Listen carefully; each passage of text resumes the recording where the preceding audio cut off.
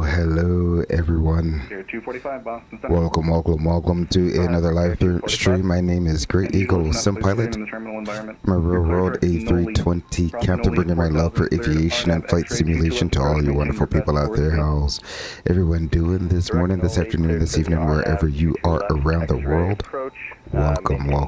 Welcome. It has been quite a long time off. Got a little busy there between going to work and getting things set up for the holidays around the house on my off days. So I do apologize for the lack of streams, but we got a very special stream this afternoon for you all. We'll be flying to where I, in real life, had my overnight, and even though the weather's a little bit better than when I flew in, we'll still head on in there. It's still similar to what it was. So had a nice little overnight in Buffalo for Thanksgiving. Had a fantastic time there, even though I didn't get to be with family or friends. A lot of the crew members lived in Buffalo or had family in Buffalo, so that was exciting for them to be able to be home for Thanksgiving. Held the flight a few minutes to get as many passengers as we could, making their way through the airport onto our flight. And wouldn't you know, even though we took a 3-minute delay, we still got into Buffalo 8 minutes ahead of schedule.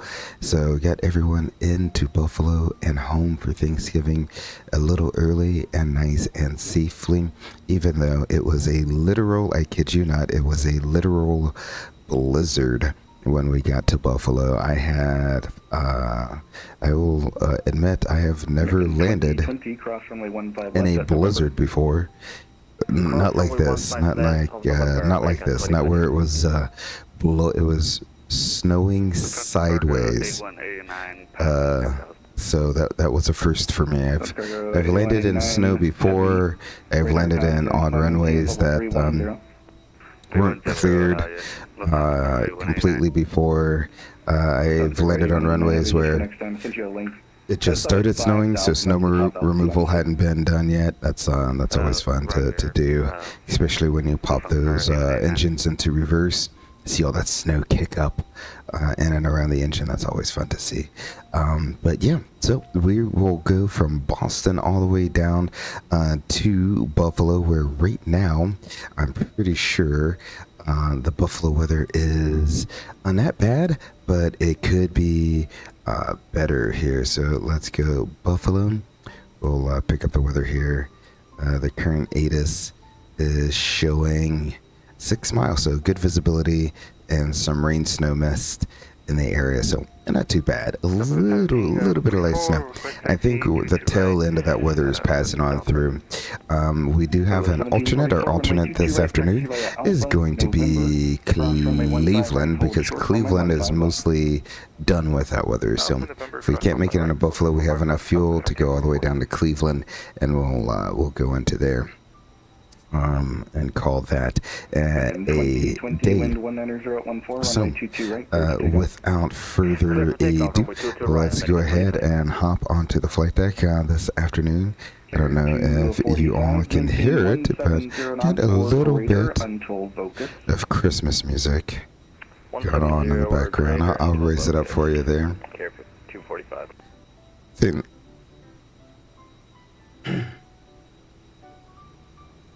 There we go. Hopefully you'll be able to hear it now. And the sim volume should be good. So there we go. There we go. Beautiful. We'll jam out to some Christmas tunes as we get ready for our flight on over to Buffalo. Let's hop right onto the flight deck and get everything started. We'll start by... first, let me go ahead and, before I forget, because I always forget, we will reload SimBrief. How RGSX, how is it already outdated?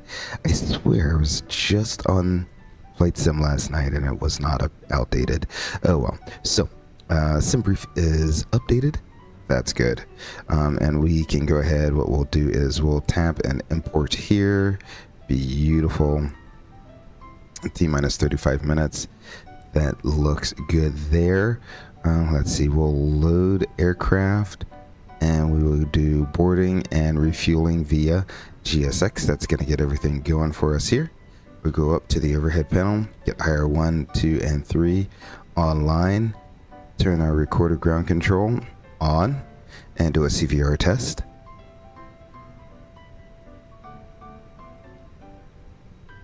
I don't know if I can hear that. Okay, yeah, I have my sim volume turned a lot down. That's why.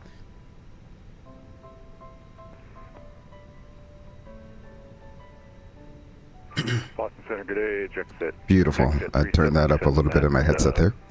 Everything else looks good. We'll go ahead and test engine 1 fire. Get the APU. And engine 2 fire. That all sounds good. Now that we tested the APU, let's go ahead and turn that on. And get that going there. Hydraulic panel looks good. The fuel panel looks good. We can go ahead and test our batteries if we'd like. Let's see. Electrical. 2020 radar contact. Say altitude leaving. Leaving okay. 2500 for a yeah, I should have waited until I got that test done. That's okay. We'll go ahead and reset the computer here and get the APU going. 245 wind 190 runway 22 left, cleared to land. Beautiful. Everything else on the air conditioning panel looks good. Wing anti-ice, or the anti-ice panel is checked. Window heat looks good. Cabin pressurization. Everything's on auto with the ditching hatch, ditching switch off and guarded. All of our external lights are set. We get the APU going. Our internal lights are set. Signs are set for now, how we want them. Coming on up to the first officer side of the overhead panel, we'll turn the PA to the 3 o'clock position. That looks good. We have data in VHF3. Everything else on his side looks good there. We'll go ahead and check our glare shield left to right. Everything extinguished. Let's go. Flight directors on. Let me pull the ATIS here real quick. And Boston weather VATSAM. It looks like the altimeter is going to be 29er. 59er. So we'll go ahead and set 29er, 59er thrice. Nice low pressure system. Pushing on through. 29er, 59er set once. Set twice and set thrice. There we go. Beautiful. Flight directors on. Constraints, arc, 10 nautical miles, don't need VO or ADF. We have digits displayed here. We want to be in heading or vertical speed. All the other push buttons are extinguished. Same thing on the first officer side, 10 nautical miles arc. Constraints on, don't need VO or ADF. And the flight directors on, we get the altimeter set. All the other push buttons are extinguished. On the main instrument panel here, brightness knobs adjusted however we need them to be. PFDs on the left, ND on the right. Our ISIS is aligned. Upper and lower ECAM displays correct orientation. Brake fans off. Landing gears indicating down through green. That's good. The nozzle steering anti-skid is on. We'll do a quick check of our date and time. That looks good. No red arrow on the landing gear indicator on the first officer side. The ND's on the left, PFD's on the right. The brightness is adjusted however we need to there. Let's go over to our FMGC. We have the V2533 5 engines with a current database. That looks good. So let's go ahead and go to the initialization page, and we'll go ahead and put this on the net page here too, or the data page. There we go. That looks good.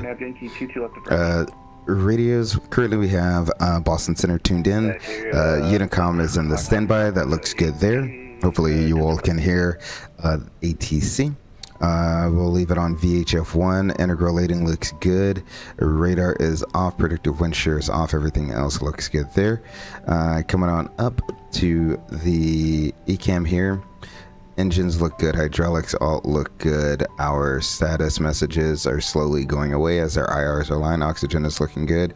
We'll go ahead and hold the recall. Normal. Clear. Alrighty. Our horizontal stabilizer trim turn right, should be at 0. Those levers are at idle. Engine masters off with the engine mode in the norm position. The ground spoilers, disarm flaps are up.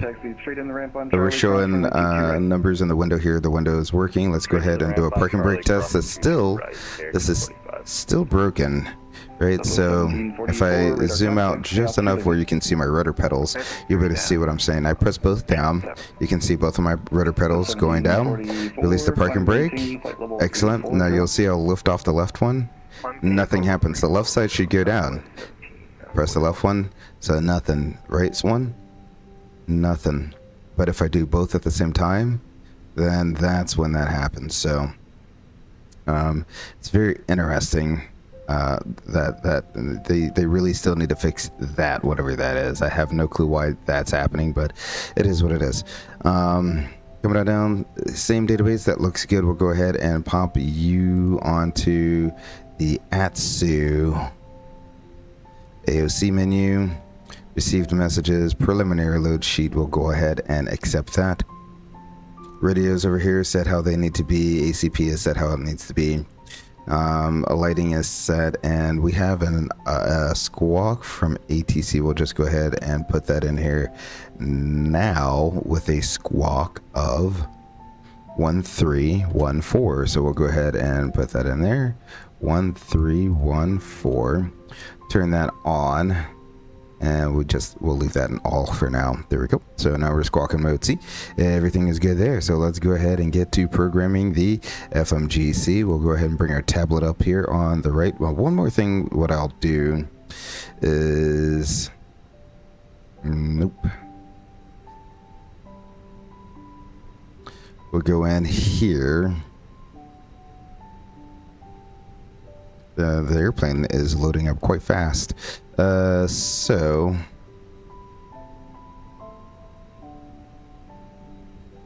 they're using 22 right for departure, 22 right dry. That looks good. Packs are on.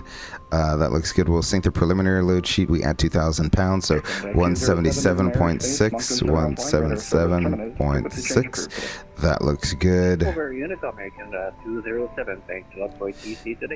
And we'll go ahead and zero out our wind. Beautiful. We'll calculate that, and we will send that to the McDo, so that's all ready to go when we get to that part of our McDo there. Our flight, we're going to be operating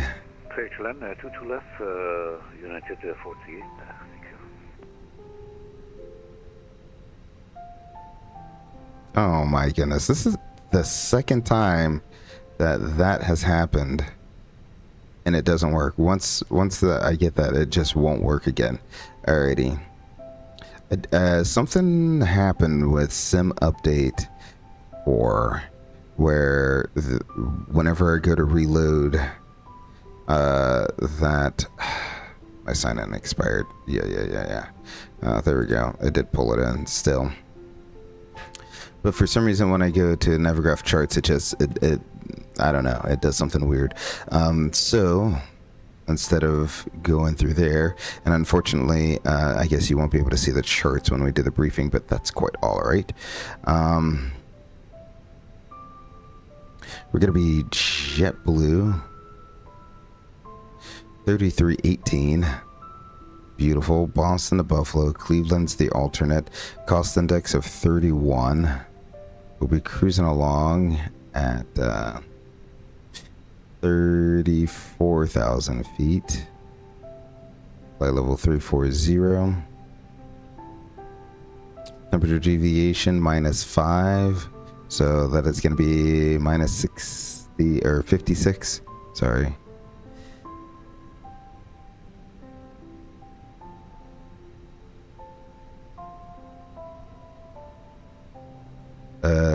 Let's see, the current temperature outside is 7 degrees. It's pretty warm here in Boston. There we go, 7 degrees. We'll go over to the next page. We'll take this from the box here. So our zero fuel weight, we were planning on a, actually no, not that box. It's right here. So our zero fuel weight of 151.5 Have a good day. Thank you. with a zero fuel weight CG of 25.9. And we're looking at a fuel load of 24.4. Nope, I didn't actually put that in there, did I? And I didn't put a slash in there either. Slash 25.9. There we go.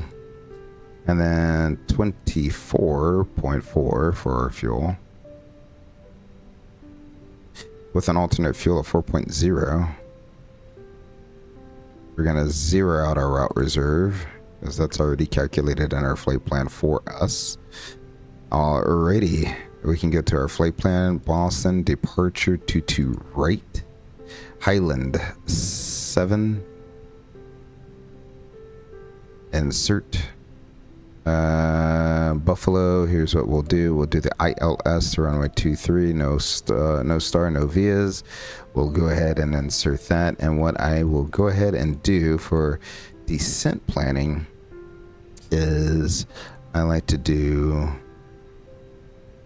Buffalo, because we are going direct. I should return airport, and then we'll go Buffalo KBUF, insert that there. So it should have the discontinuity, that's correct. Then we'll select that, fix info KBU F. We'll insert a 35 nautical mile fix on our route there. And what I'll do is we will do 10,000 and 250 knots for descent planning.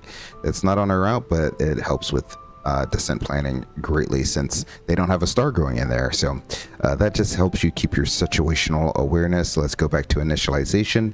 We'll go to winds, uplink our winds. Beautiful. That's those uplink. We're looking here, 137, 144, 146, flaps 2, flex 46.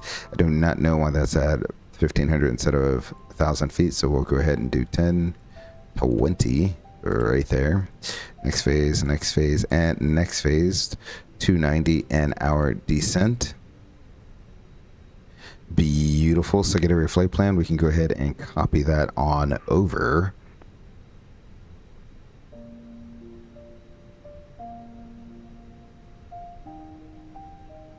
It's been a while since I've done this, but we will go ahead. What I'll do is, so that we have charts that you can look and follow. I really do like it when everyone can follow along with the charts.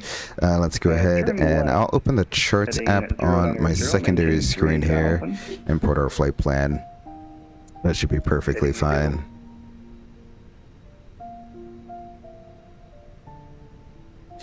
Beautiful. Alrighty, so now that we have the full flight plan in there, we have a clearance. The clearance reads, let's see, Boston, Highland 7, Highland, Syracuse, Rochester, Emin, let's see, Squawk 1314, clear to via the Highland 7, climb departure, climb via the SID, expect flight level 340, 10 minutes after departure.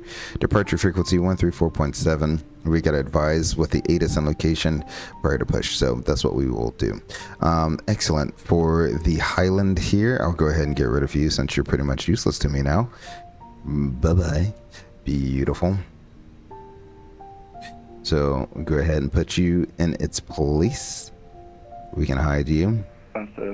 Also, what I noticed when I was messing around with the sim update is I can't drag on the charts app, so clearly something is wrong with the update. It broke the little tablet here when it comes to Navigraph charts, but that's okay.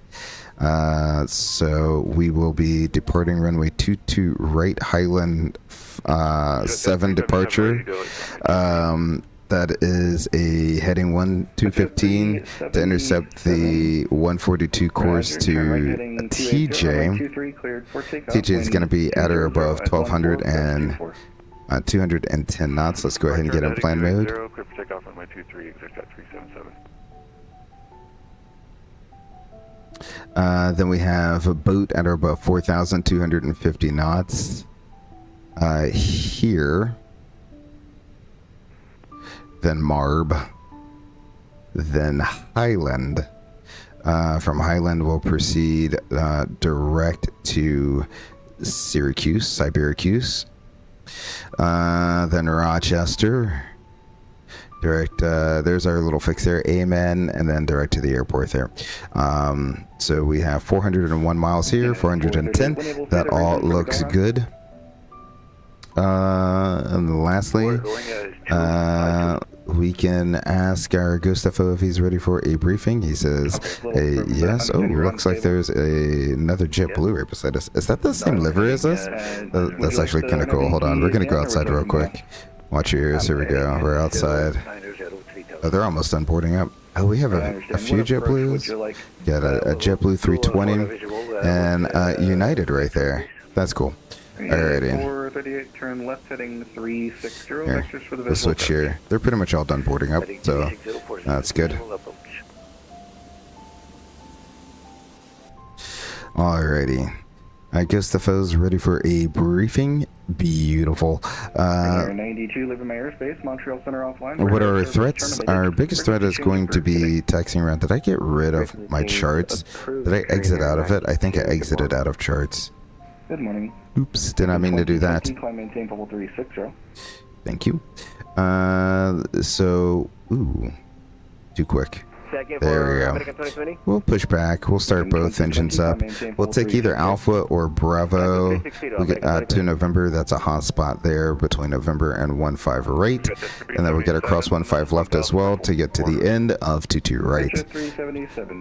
Plan of flaps to flex. Standard reject considerations. Any questions about what we need to reject for? Nope. Alrighty, in the event of an engine failure, after V1, we'll continue straight ahead to 1,020 feet. Clean up the aircraft. Work our ECAM. Make a return to 22 left. Oh, that's going to get me every single time. I think I used to have this set so that it was always on top, but I forgot how I did that. I'll move that off screen since that is starting to... Oh, always on top. It's right there in the settings. Beautiful. Let's see. Yep. Doesn't matter what I push. Oops, too big. Beautiful. Otherwise, climbing up via the SID, 5,000 feet is the top altitude. So we'll put 5,000 feet in there. Departure frequency is set with Unicom in the standby. We're squawking 1314. 0014, KS772. Anything else you'd need to add to that? Nope. Beautiful. We do have all our paperwork on board. Now is a great time to sign off the logbook. Let's go ahead and I'll slide you over here. IRs are aligned, recorder ground control is on to get our checklist here. EFIS is set. Terrain on ND is on. EFIS is set. Our park and brake is on and checked. ACP is set. RMP is set. Data, we want position monitor, and we're looking for 4221.8. We got 4221.9, and we're looking for 07100.4. We got 07100.9. That's good enough for me.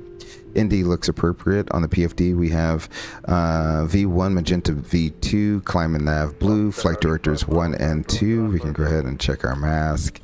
Beautiful. And lastly, let's go ahead. We're all done boarding up. Fuel is on board. We can go ahead and get the fuel pumps on. External power off. APU bleed on. Let's go ahead and turn the seatbelt sign on. We'll do the beacon light as well. Why not? And then we'll do one last EFIS check here. Fuel, Florida. Onboard balance looks good. Highway. 38, turn left heading 300. Patrol. Boston Airport will be at your 9 to 10 Eats. o'clock and 1 Looking for the oil there. Donuts, door, oxy page. Everything looks good there. Let's go ahead and run a before start checklist recorder ground control. That's on. Flight forms and AML on board. Accepted. We're in aircraft 86 or 9. My dyslexia there. 986. Fuel quantity. We check here. 24.4 required. 24.4 on board. Takeoff performance. We have 137, 144, 146 with a flex of 46. Oxygen is checked. Seatbelt sign is on. ECAM checked. Parking brake on checked. MCDU is set. Altimeters. 29er, 59er.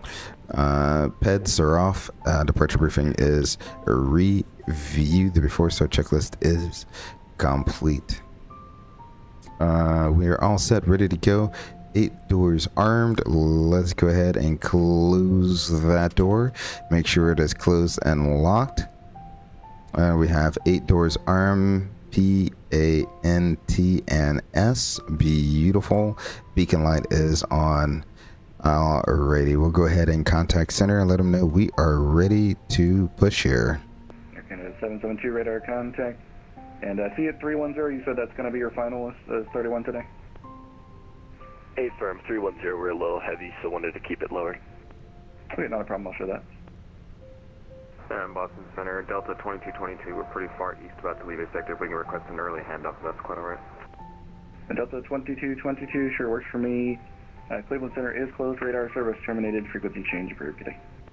And frequency changed over to Unicom is approved. You've been awesome. Have a great one, too. See ya. Hello, Boston Center. JetBlue 3318 is at Charlie 33. Information. I just forgot it there. Oh, man. Information Delta. JetBlue 3318 Boston Center. Good afternoon. Thank you for Delta. Push in the alley is approved. Advise ready to taxi. Push into the alley approved. Will advise ready to taxi for JetBlue 3318. Alrighty. We'll go ahead and pause our little music here.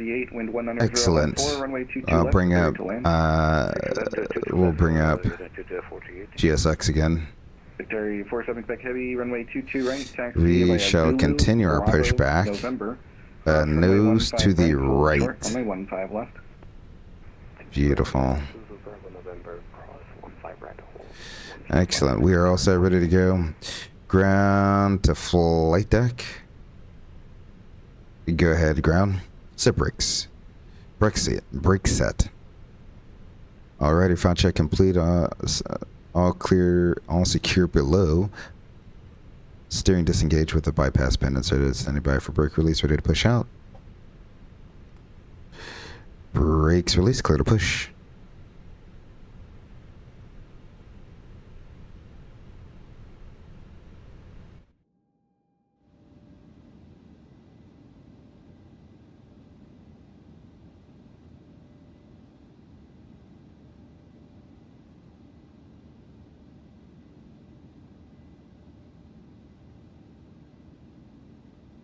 That's a huge spot right in the window there. You are gonna push back, right?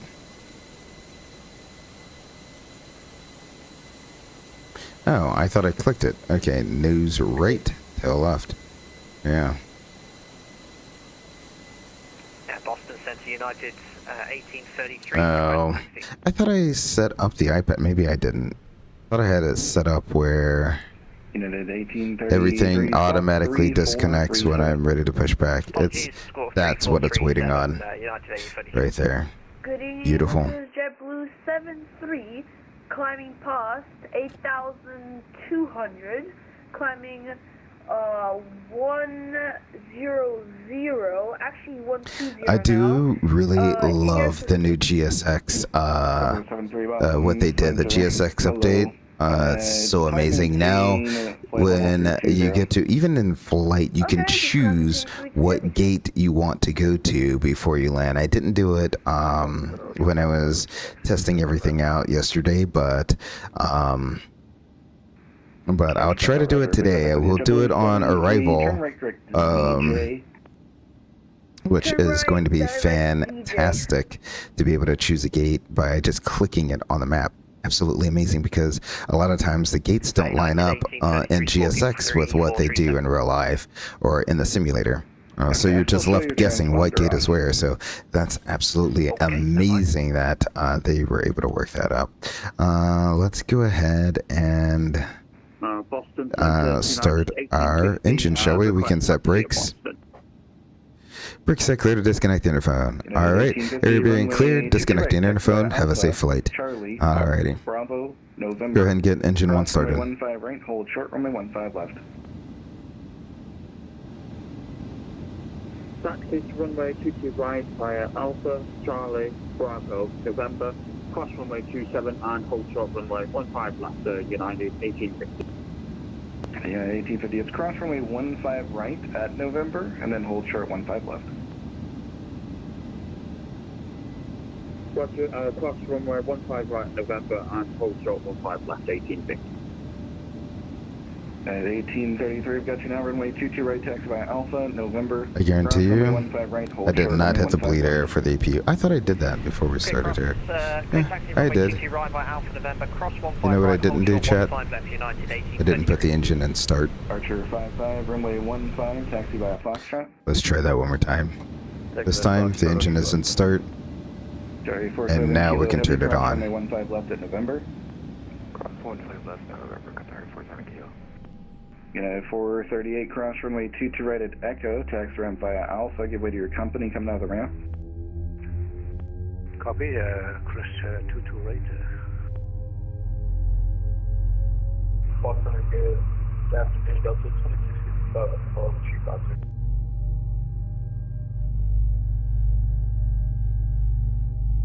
And United 438, you're cut off there, so just verify Echo Alpha to the ramp.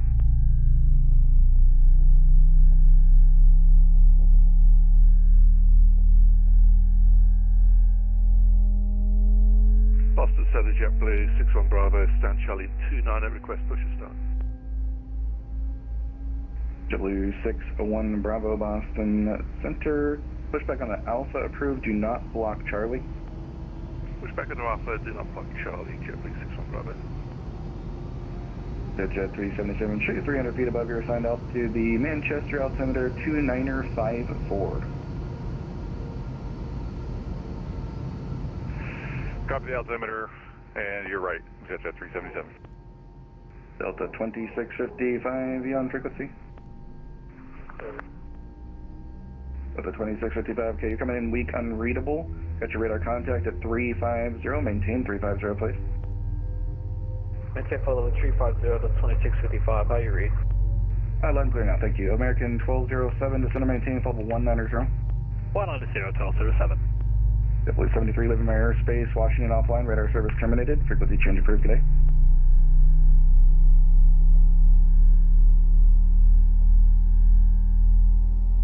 American 2020, descend and maintain flight level 200. Descend to flight level 200, American 2020. United 778, leaving my airspace, New York Center offline, radar service terminated, frequency change approved today. Frequency change approved, United 778, appreciate you, have a good day. Now the thing with this is nice and dry out. Even though it's below 10 degrees, we don't need to put the engine anti-ice on. So as we start preparing for our winter operations here, in which stay tuned into the channel.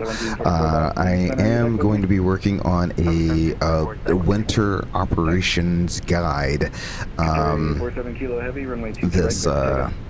this winter. Whether you use it as a complete tutorial, it won't be the most complete tutorial, but whether you use it as a tutorial or just a refresher, make sure you go ahead and tune into that to see how we deal with severe winter weather here on the A320 series of aircraft.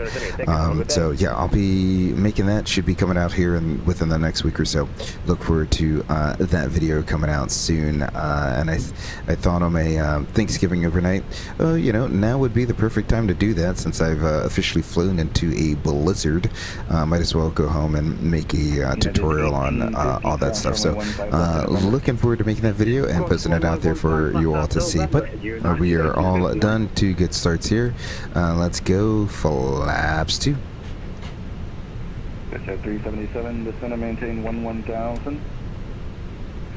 Center maintain 11,000, exact at 3737. Jet 377, advise me of the weather and NOTAMs at Laconia and say approach request. Latest METAR showed 2400. After start checklist, already the engine anti-ice we do not need. Status is checked and our rudder trim is 0. The after start checklist is complete. It looks like that JetBlue right in front of us is pushed. I didn't actually see what people are doing and where they're going. Let's see. We have JetBlue 61 Bravo. They're going to Newark. All right. Newark. Beautiful. So they're pushed back on the taxiway on Bravo, I think that is. So hopefully we get taxi instructions right around them. Let's go ahead and bring our diagram back up. You know I don't like that diagram. And I don't need that. This is the one I want. And then, I'll turn on VATSIM live traffic. How about that? Beautiful. Now this is actually what we would see on our tablet as well.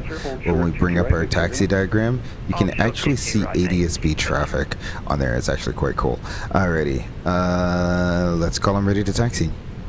JetBlue 61 Bravo, request taxi. Yep, he's taxiing. JetBlue 61 Bravo, squawk 3460. 3460, squawk JetBlue 61 Bravo. Center JetBlue 3318, ready to taxi.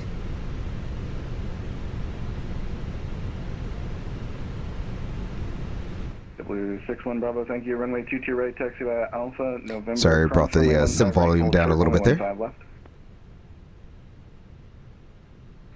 Taxi Alpha November, cross runway 15 right, hold short runway 15 left, JetBlue 61 Bravo. And at 1833, concentrate turbulence. Bring heavy A350, runway 22 right, clear for takeoff. Alright, 22 right, clear for takeoff, copy, United 830. And at 1850, runway 22 right, line up and wait. It'll be 1 minute on the runway for in-trail separation. Roger that, line up behind the company traffic and wait 1 minute before takeoff for wait turbulence, United 1850. Yeah, 1850, negative. I need you to line up and wait. You're not cleared for takeoff. Roger, not clear for takeoff, United 1850. American 1207, cross crank at maintain 7000, Newark altimeter 29er55. Could you repeat that for American 1207, please? American 1207, cross crank at maintain 7000, Newark altimeter 29er55. Boston American 1027, standby please. Have some issues with my headset, I'll try to reset it. Roger, accept jet 377, clear direct Nilu. Clear direct Nilu, jet 377. Center JetBlue 3318, ready to taxi. Jet 377, cross Nilu at 4,200, cleared ILS, runway 8 approach. Cross Nilu at 4,200, cleared ILS, runway 8 approach, exact at 377. Roger, 55, short 33. Roger, 55, Roger. Wind 200 at 6, proceed on course, runway 15, clear for takeoff. Proceed on course, clear for takeoff. And the runway 15 RBR 3500. Hello, Center, JetBlue 3318, ready to taxi. Boston Central American 1207. Oh my. Can you confirm 7,000 feet at crank and QNH 2947, correct? I show the Newark altimeter 2955, but yes, it's 7,000 at crank. 2955, 7,000 at crank. American 1207. That one guy just walking all around the ramp just loves getting jet blasted. Sounded like someone blocked someone there. Okay, 47 kilo heavy radar contact, climb maintain level 330.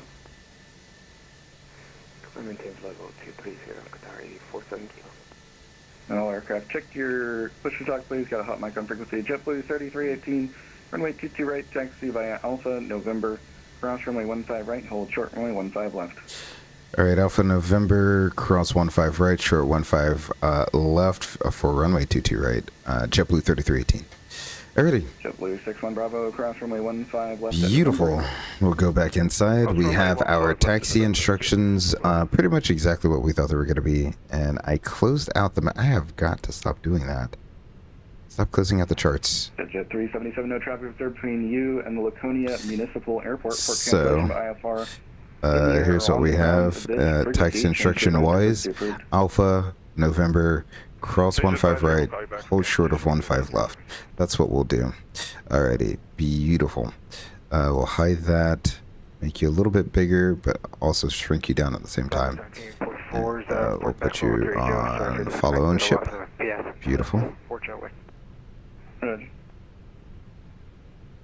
Alrighty, and we'll slide you on over here. Clear for takeoff on runway 22 right, United 18. Actually, I'll make it a little bit bigger, since it will be over there. Beautiful. Clear. Clear left. Left aircraft calling Boston Center. Clear right. Only, no voice. And since I got a little straightaway here, let's just go ahead and do our flight control check. Flight level 240. Oh. Level 240, American 15. Archer Full up. 5, radar contact, climb maintain, flight level 230. Full down. Neutral. Flight level 230. Full left. Full right. Boston, good morning, Air Neutral. Rudders. Climbing 280, approaching Bugsy. Oop. Full left. Full right. Neutral. Air Transat 814. We'll go ahead and get our auto brakes onto max. Our flight controls are checked. We should be looking at Walking 240 to Air Transat 814. a Mach of 26.0. We'll go ahead and wait until we make this turn here. And then we'll trim in 26.0 units. Air Canada 772, descend via the J-Fun to arrival, runway 27, Boston altimeter 29er59er. 29er59er, descend via the J-Fun for 27, Air Canada 772. Delta 2655, descend and maintain flight level 240. 240, that's 2255. Alrighty. 61 Bravo, holding November ready. 26.0 units. Let's look for that. 26.0. That's going to be about right here.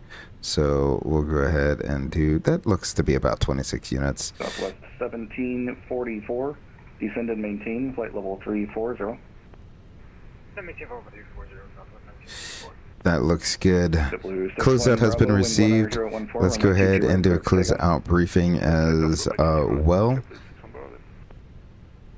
So we're currently at 175.6. This is why it's nice to keep this in here, 177.6. So we're 2,000 pounds under our assumed. There's no tailwind, and our temperature is good for a flex takeoff. Excellent.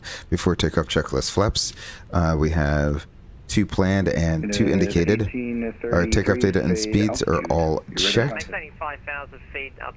Weight 175.6. We were looking for 175.5. Bradley altimeter 2957.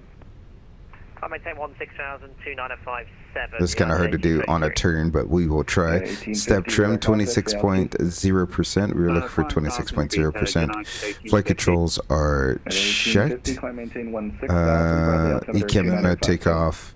No blue. We are to the line. Alright, so we are cleared to cross. Runway 15 right. So that is what we will do. Heavy. Me and Delta to Miami, please. So we'll get all of our lights on. Fleet 1701, Boston, request our request. Alright, 15 right, clear left, clear right. Clear to cross. Starfleet 1701, you should have a clearance now. The other aircraft calling you were blocked. Stay again. Yeah, sorry, that's probably on outside my sound muted. So, King Air 9, I think flight level 200, climbing 25023 or so west of Hartford. Number 395 Tango, Boston Center, radar contact position is reported. Climb maintain flight level 250. Keep going up 250, not bad, thanks. Center Air Canada 772.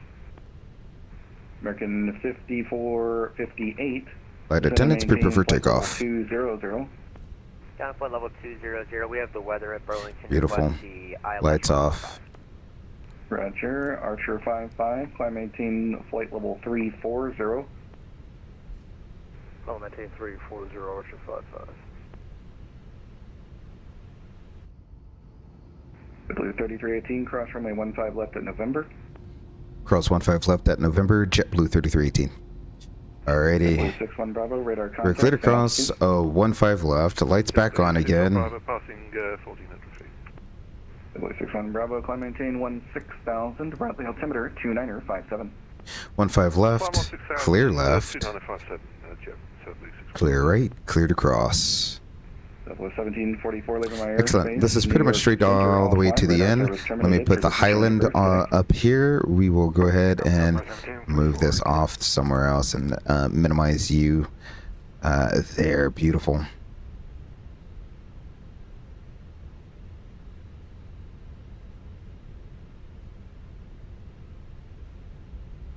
Center Air Canada 772. Air Canada 772, go. Can we step away for about 2 minutes? We just gotta go grab our food. That's approved, report back. Alright, we'll call you, thanks. Very important. Crew meals are always important. Alrighty, we have crossed the runway. Let's go ahead and get those lights back off again.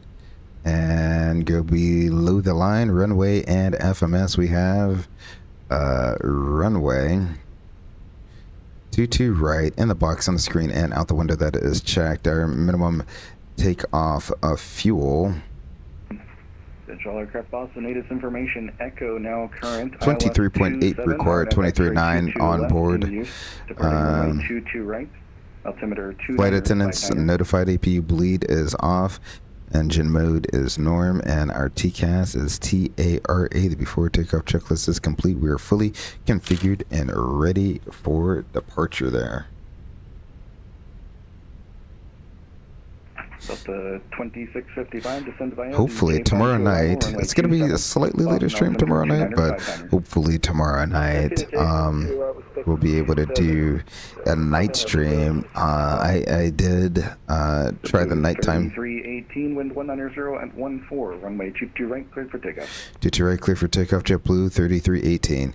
Alrighty, we are clear to go. Get all of our lights on, 22 right. Clear left. Transit 814. Clear right. Contact. Say request.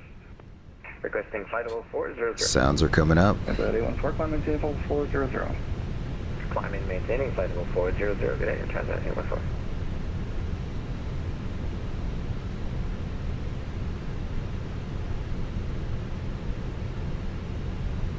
American 5458, descend to maintain 1000. Burlington altimeter 2941. 1,241 American. The weather is looking ominous off towards the end there. There's about 1.05. Beautiful hop down on the side stick. Flex. Thrust set.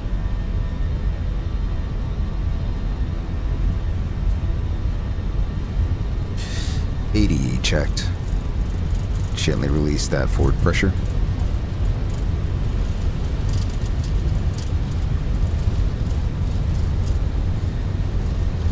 V1, rotate.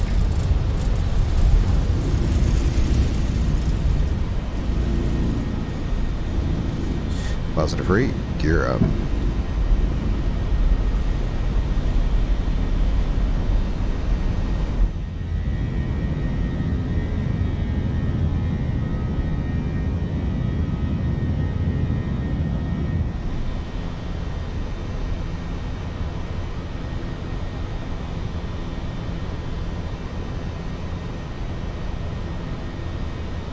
Alrighty, let's see if I can hear it from the back here. 3318, radar contact, stay altitude leaving.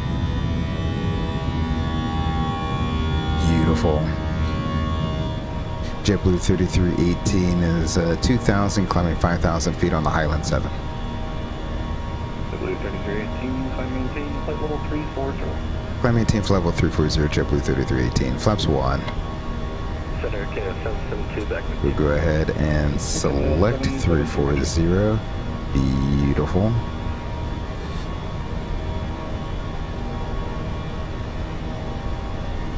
So it at exactly 250 knots, I'll get the autopilot on. At exactly 215 knots, we should get the flap auto retract here.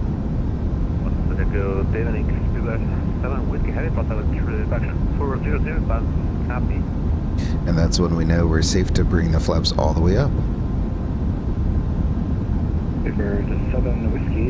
You see we're holding that 215 knots, we're just kind of holding it, we're holding it.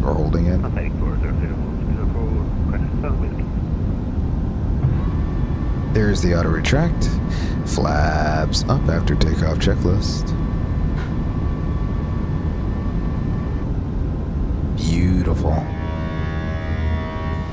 We'll go ahead. We're kind of in a weird cloud layer. Let's get the engine anti-ice on. Complete our after start checklist. Landing gear is up. Flaps are up. We have diff breach, so we are pressurizing after takeoff checklist is complete. Go ahead and bring our volume back down to a more reasonable level there. Absolutely beautiful. Our flight plan, our IFR to Bermuda. Just trying to let you know the route and see if it was okay to fly.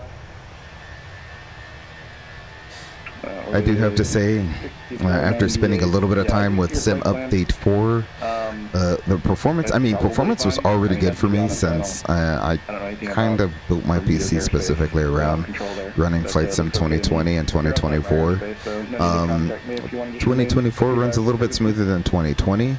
I do not use frame gen in 2024. I do in 2020. But now with Sim Update 4, I feel like I definitely do not need to use frame generation. So the performance is absolutely amazing. And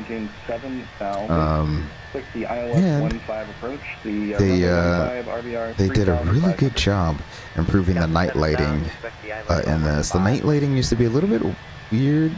I don't know how to say it. It almost looked like from a very long distance, it just looked like a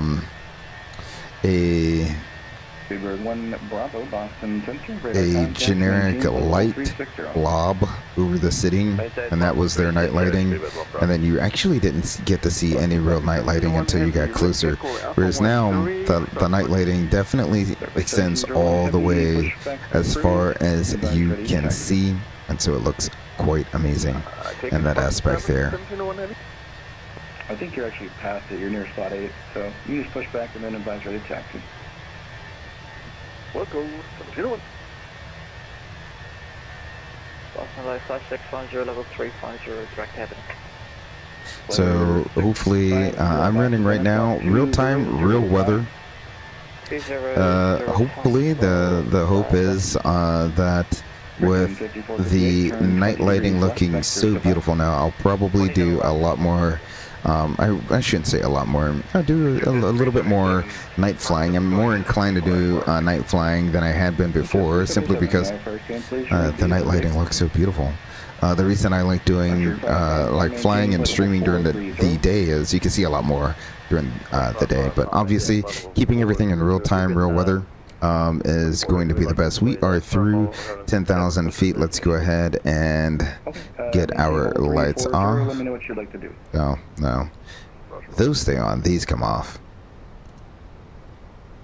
Clear 650, radar contact, maintain flight level 350. Beautiful. Okay, 350, flight 610. We have OG Bruh. Hello, how are you doing, OG Bruh? Welcome, welcome, welcome to the channel. Glad to have you on board, and welcome to the Eagle's Nest here. He says, hi, I just got into Microsoft Flight Simulator 2024 yesterday on my PS5. What flight sticks do you recommend for my PS5? I'm currently using a controller. So that one is kind of hard to tell since I run on PC. The peripherals and the hookups are just different.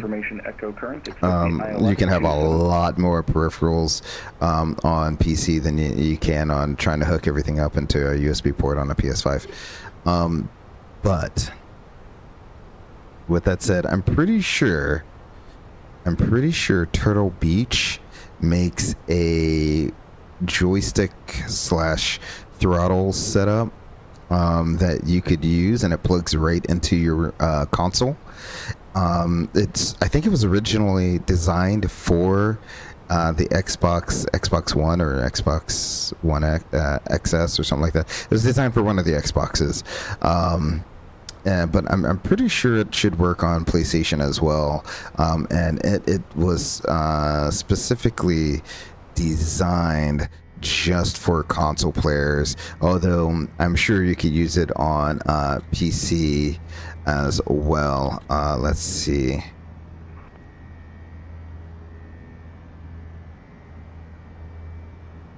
$18.33 airspeed. I don't know if that is the one I was looking for. It's kind of expensive, but it has all the things you would need. For the most part, it has all the things. All the things you need. 300 knots or greater. 300 knots or greater, United 1833. Because everything else gets kind of like large and bulky and expensive. And for me, oh, is it this one? United 1850, maintain 300. This one might be the one. Delta 2655, Boston.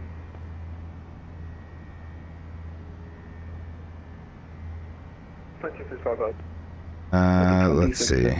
Information echo current. I'm gonna Google this for you real quick. American 5458 to maintain 4,000. Is this the... Wow, that's way more expensive than I thought it would be. Boston, stop at 1701, spot 7 for taxi. That is way more expensive than I thought it would be. Kilo, Bravo, November. But... right, hold short, only 15 left. Kilo Bravo, November, across 15 right, short of 15 left, 1701. But I'm pretty sure... This is it, hold on, let me resize the screen. I'm pretty sure, okay, so this is a little pricey. This is a lot more expensive than I thought it was going to be. So this is one of your options right here. Alright, so you have this that you could do, and it has like the yoke. You see how it's, yeah, I'm pretty sure it was specifically designed for Xbox. But now that it's on PlayStation, I'm sure the peripherals will work, but the thing I like about it is you have your little yoke here. No, I don't want that. You have your little yoke here. So you have your yoke. It has all types of push buttons on it. So you can have a hat controller here to control your viewing. You have all types of switches where you control, rudder trim, aileron trim, and elevator trim. You have all types of buttons. You could disconnect the autopilot with all that, and then you have your function buttons here. You got a little of the screen. You have up to 4 throttles you can use, so you can use one axis as a flap or speed brake, one as a flap, and then if you have a 2-engine jet, you can use the middle 2 here. And then it has the prop controls, programmable buttons, a trim wheel. It has so much stuff. So yes, it is expensive, but it is highly modular, so you can use it for almost anything. So in that case, I would do that. Then you got the rudder system too. You don't have to get nearly as expensive as of a rudder system if you don't want to. If you wanted to go with something a little bit cheaper, go with this Velocity 1 right here. The Velocity, it won't let me click on the Velocity 1 flight stick. It's really just the joystick. It has a few axes that you could program yourself. So, you know, it kind of is your all-in-one. You could fly anything from a 747 to a Cessna 172 with that. So I would recommend this, just because I know it's programmed to work with Xbox, so it's probably going to work with your PlayStation there. That's just my 2 cents. Take that with a grain of salt there. So yeah, that's the one thing I would recommend if you were to go and do that. I don't want to add that to the taskbar there. So let's see. We're already through transition altitude. We're out of the icing layer, I think. No, we're not. Let's go ahead and add that. Turn those back on till we get above our icing layer here, or till we get above this cloud layer here. Should be perfectly fine. Transition. Well, before we go standard, let me see what the weather is in Buffalo. Weather. EDIS real world is currently 29021, 5 miles, light rain, snow, mist. So there we go. So that's a very low pressure system. 29021. So this is where you start getting into the territory of transition standard. JetBlue 52, boss. Center radar contact. Descend and maintain level 230. This is where you start getting to the territory of like cold weather correction. Well, it's not even cold weather correction. That's just a low pressure. And it's not really that cold there. It's only 2 degrees. It's 2 degrees there. So not that bad. 29021. That is set. The race will go ahead and zoom you out a lot bit there. In fact, we'll zoom you out one more. Stop it. There we go. Beautiful. Look at our company messages here. Atsu. AOC menu, received messages, load sheet. That's the final load sheet. Oops, I forgot to load in the final load sheet there. Meant to do that during pushback. I was so busy listening to the engines. So 151.6, so 100 pounds more, with everything else being exactly the same. So there we go. I'm surprised we don't have another AOC message there. Quite all right. He said, I launched Monday on PlayStation. I can't afford a gaming PC. I wish, but thanks. I will look into it if I am living in the Netherlands. Wow. Well, thank you for joining all the way from the Netherlands. I don't know if that makes a difference for flight sticks. I don't think so. I'm pretty sure the Turtle Beach you can get almost anywhere, either directly from their website or probably through you guessed it, Amazon Prime. I'm sure Amazon has everything there. You screenshotted it? Cool. No problem there. Yeah, glad that helps. Yeah, you know, I'm not someone that's gonna push. I don't like spending a ton of money on my peripherals, and I don't want to have someone else spend a ton of money on their peripherals as either, right? Because it's a hobby, right? You're gonna do this in your free time. So, you know, you have some streamers out there.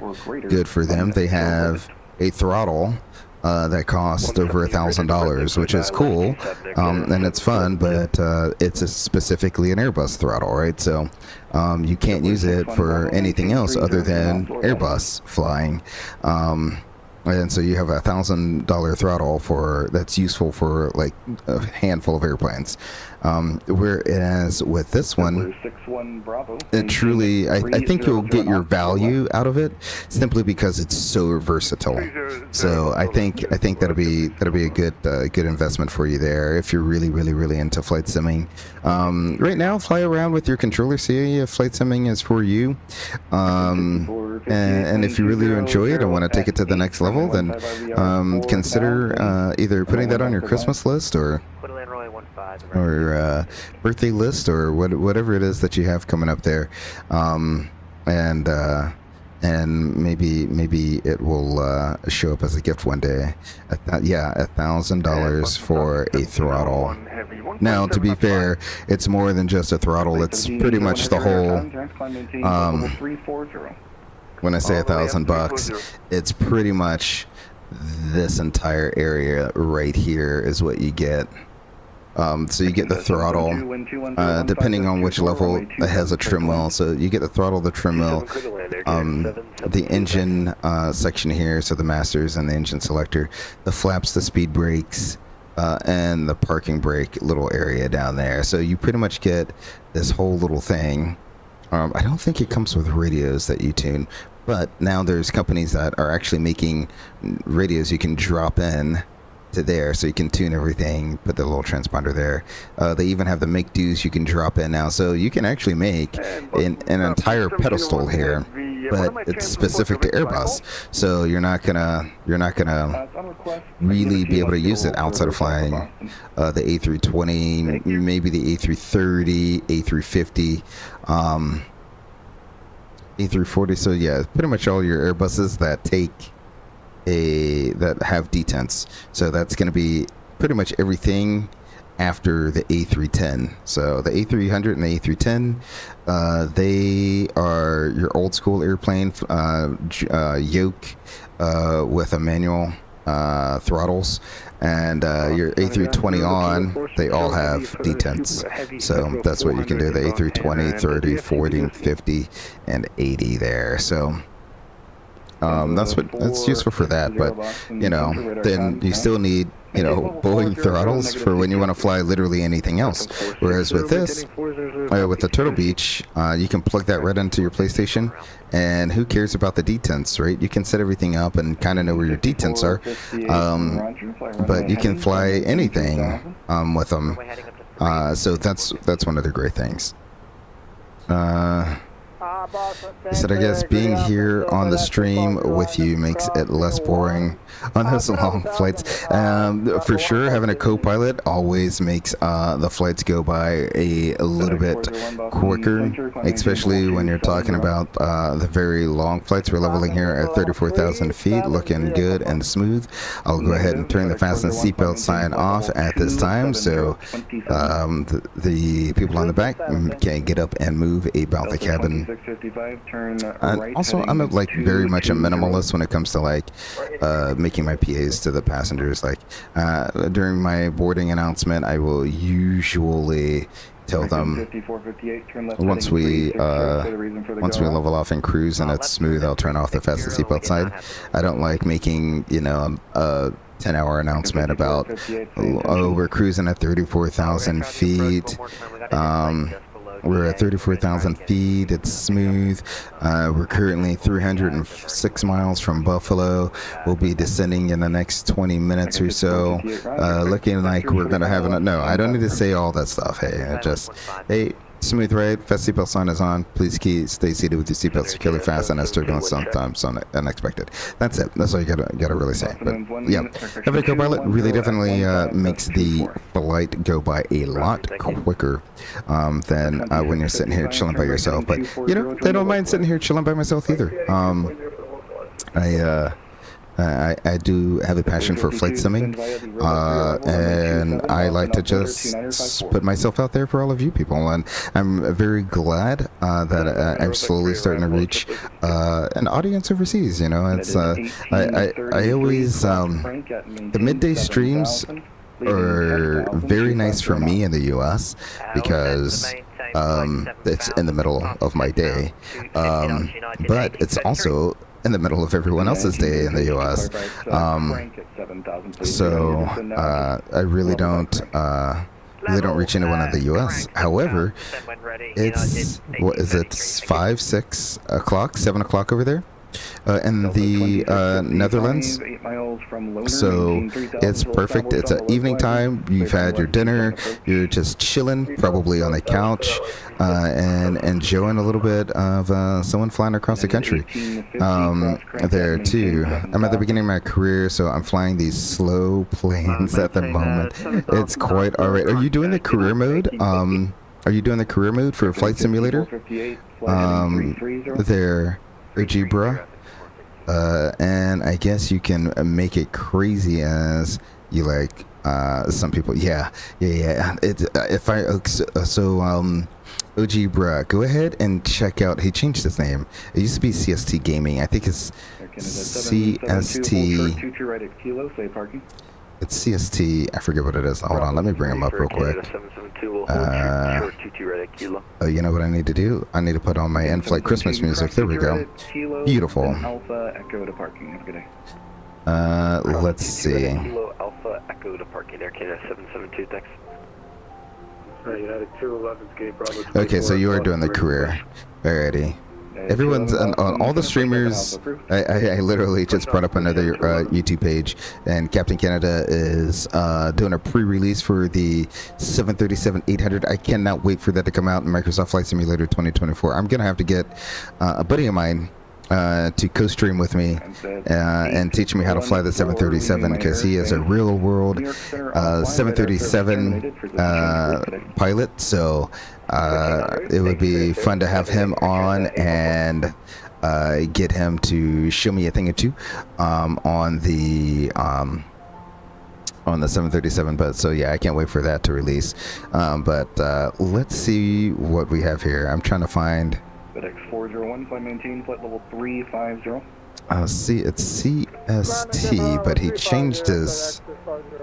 It's CST Flight Deck. Okay, so CST Flight Deck. Oh my goodness gracious, this guy is such a crafter.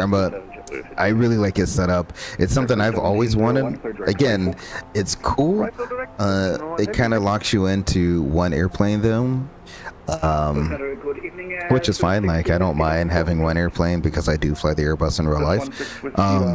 But he is building like a full-on Airbus flight deck based on all the peripherals that you can buy on the market. He's pieced them together and he's dropping them in to a custom-made flight deck. He's wired everything himself. He 3D printed some of the stuff. I mean, this guy, CST Flight Deck, is just an absolute genius with a 3D printer, a nail, a hammer, and some wood. This guy can make literally anything. So I would check out his channel and look at his build of an A320 flight deck that he built himself in his home there. Yeah, I recommend you go there. You said you're 6 hours ahead. Yeah, okay, so that makes you what, GMT plus 1, I think it is? It's GMT plus 1. So yeah, not bad. Absolutely fantastic there. So hopefully you're having a fantastic evening there, Ojibra.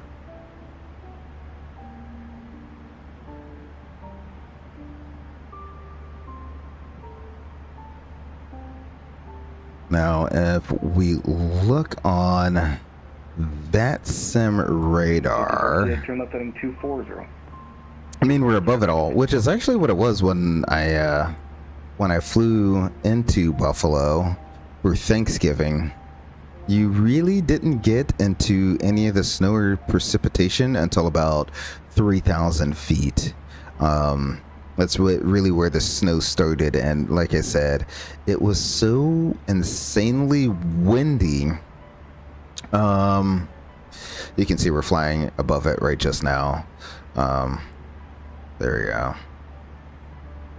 Let me go ahead and break this out.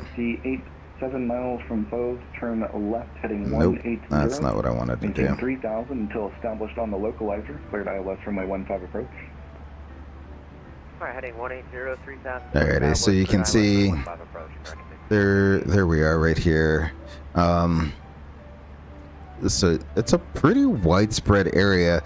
The nasty stuff is all this stuff blows up off the lake and just dumps onto Buffalo. So that's why you get some crazy lake effect snow right here in Buffalo. Maintain 250 knots.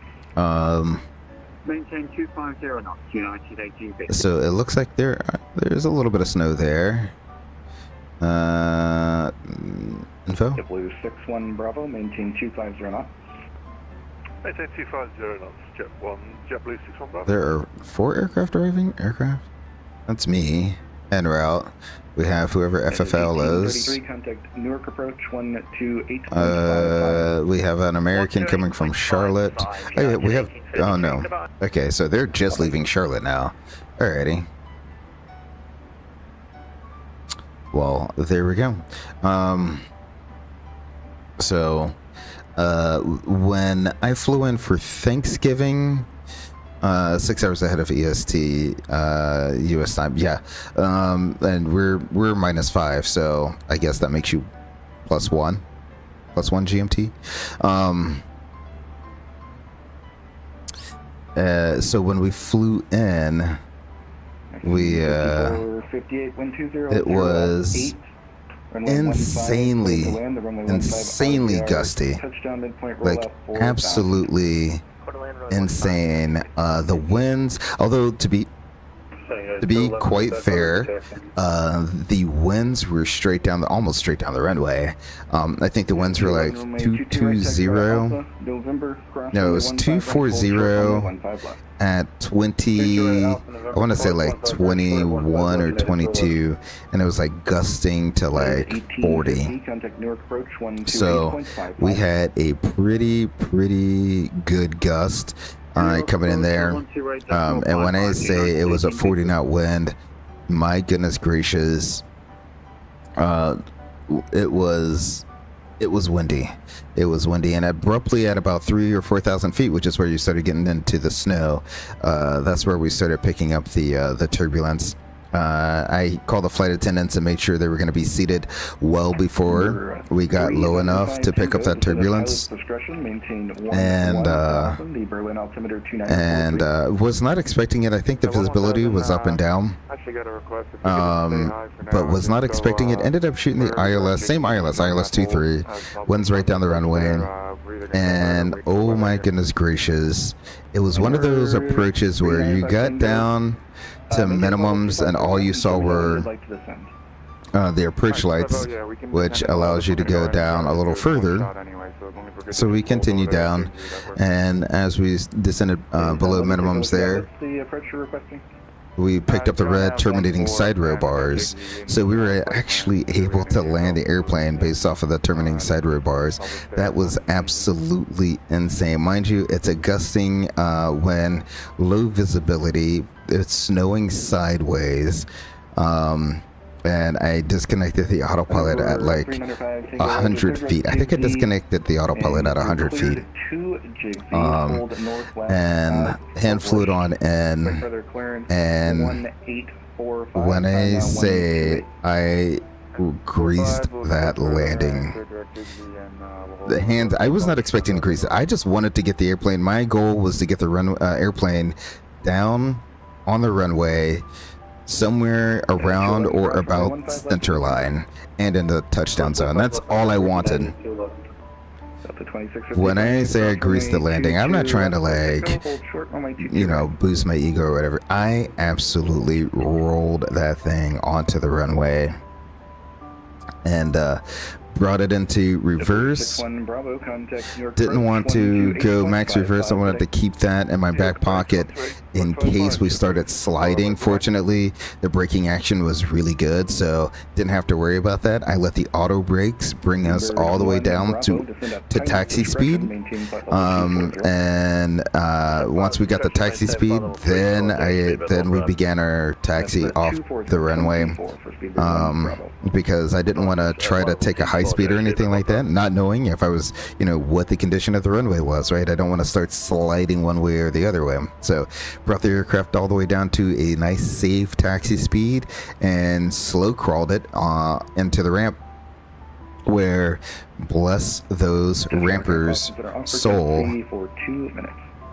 bless those rampers' souls, they are standing outside with their hands up in the air, with snow literally just blowing sideways into their body, their face, their whatever. No sooner than I turn off the runway, the tower comes online, and says they just lost power. And the tower, they're running on a backup generator. At the time, we still had planes behind us. I think there was like another JetBlue and American behind us. And as we're pulling off the runway and taxiing onto the ramp, we see the snow plows start making their way down to the end of the runway, and they call the tower and they're like, "Hey, close down the runway, we're gonna sweep it." And he's like, the tower controller goes, "I have 2 more airplanes, can you wait like 3 or 4 minutes before you start your plowing?" He's like, "Nope, close it down." Like the snow plow literally told the controller to shut down the runway because they're plowing it regardless of who is on final or not. Which was kind of a sad deal for those airplanes that were right behind. I felt we got in just before they closed the runway, just before the tower lost power. We're taxiing to the gate. I make a nice slow taxi in because nothing's cleared, right? It's blowing snow sideways. Nothing's really clear. There's just snow all over the ramp, snow all over the taxiway. 5458, looks like you went around again.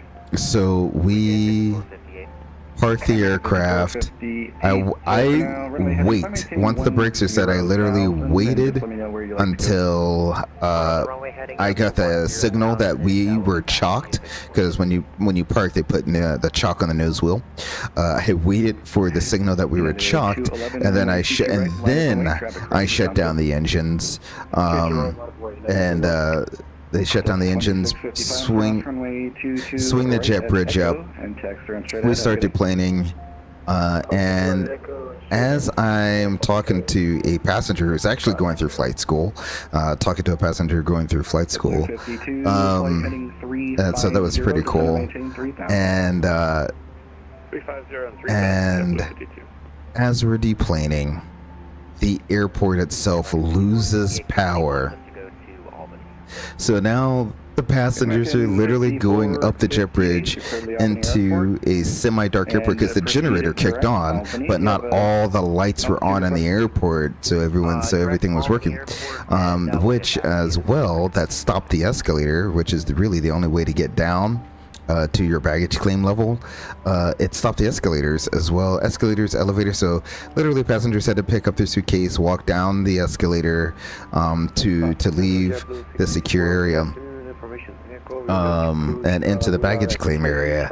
So we got in just before all the power was lost. The ground personnel didn't even bother hooking up the ground power, which usually when the winds go above like 15 knots or something like that, they don't hook it up anyway because it's too windy. So I didn't know what to do, right? The airplane's gonna go night. So without someone, a ramp manager coming up and talking to me, once everyone was off the airplane, I did my full shutdown checklist. Have to shut down the APU as I'm waiting for. So after you shut down the APU on batteries, everything goes dark. So when you shut down the APU on batteries, everything goes dark. And you have to wait a mandatory 60 seconds. If you don't wait the mandatory 60 seconds and you turn off the batteries, then the APU door won't be fully closed, and then you get a fault in the morning when you turn on the airplane. So I'm waiting my mandatory 60 seconds for the APU door to close, and the ramp manager comes up and he's like, "Can you turn the APU back on?" And so I look at him, I'm like, "Are you qualified to turn it off?" He was like, "Yeah." And so I was like, "Okay." So I went and turned it right back on again. And when it came online, I looked at him. I said, "I'll be even so nice as to leave the heat on for you as well." So I went ahead and turned the APU bleed on, left the heat on for them so that they could work on cleaning and doing the security search on the aircraft. Oh my goodness, what a evening that was! Let's go up front and see where we're at. Great. We have plenty of time to our top of descent here, but yeah, what an evening. So we end up leaving the airport, and as we're exiting the baggage claim, and we step outside to hop in the hotel van, we're loading our bags in, and in order to get our bags into the trunk, we had to step into a part that was uncovered. When I say it was blowing snow sideways, it was blowing so hard it literally hurt to stand outside and get hit by the snow. That's how hard it was blowing sideways. I kid you not. It was the craziest blizzard I've ever been in. And I told the driver when we got into the car, I said, safe is the best way. I said, I'd much rather you go slow and be safe than speed down the highway, because at this point, none of the streets have been cleared.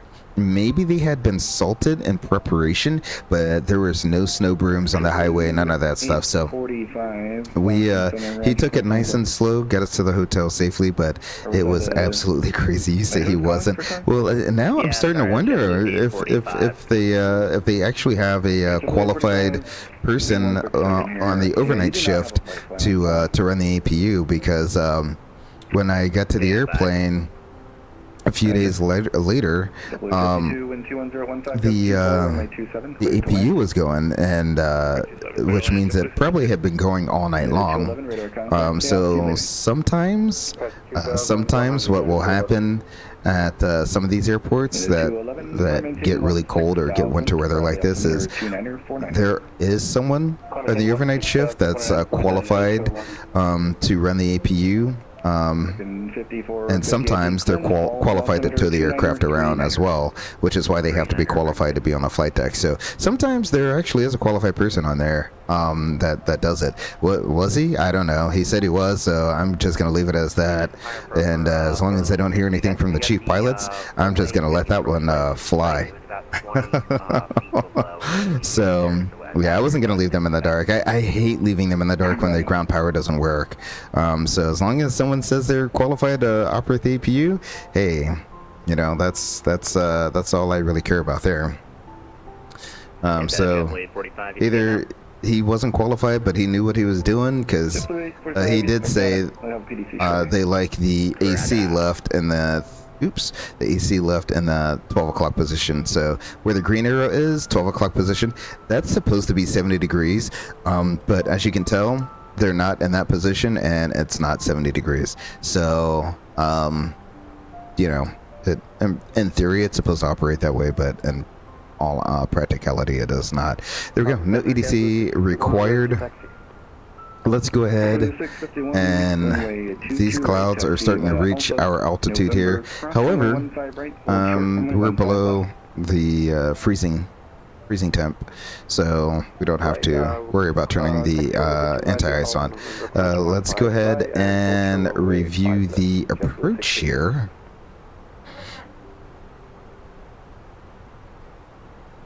So I'll go ahead and bring you up, put you right there.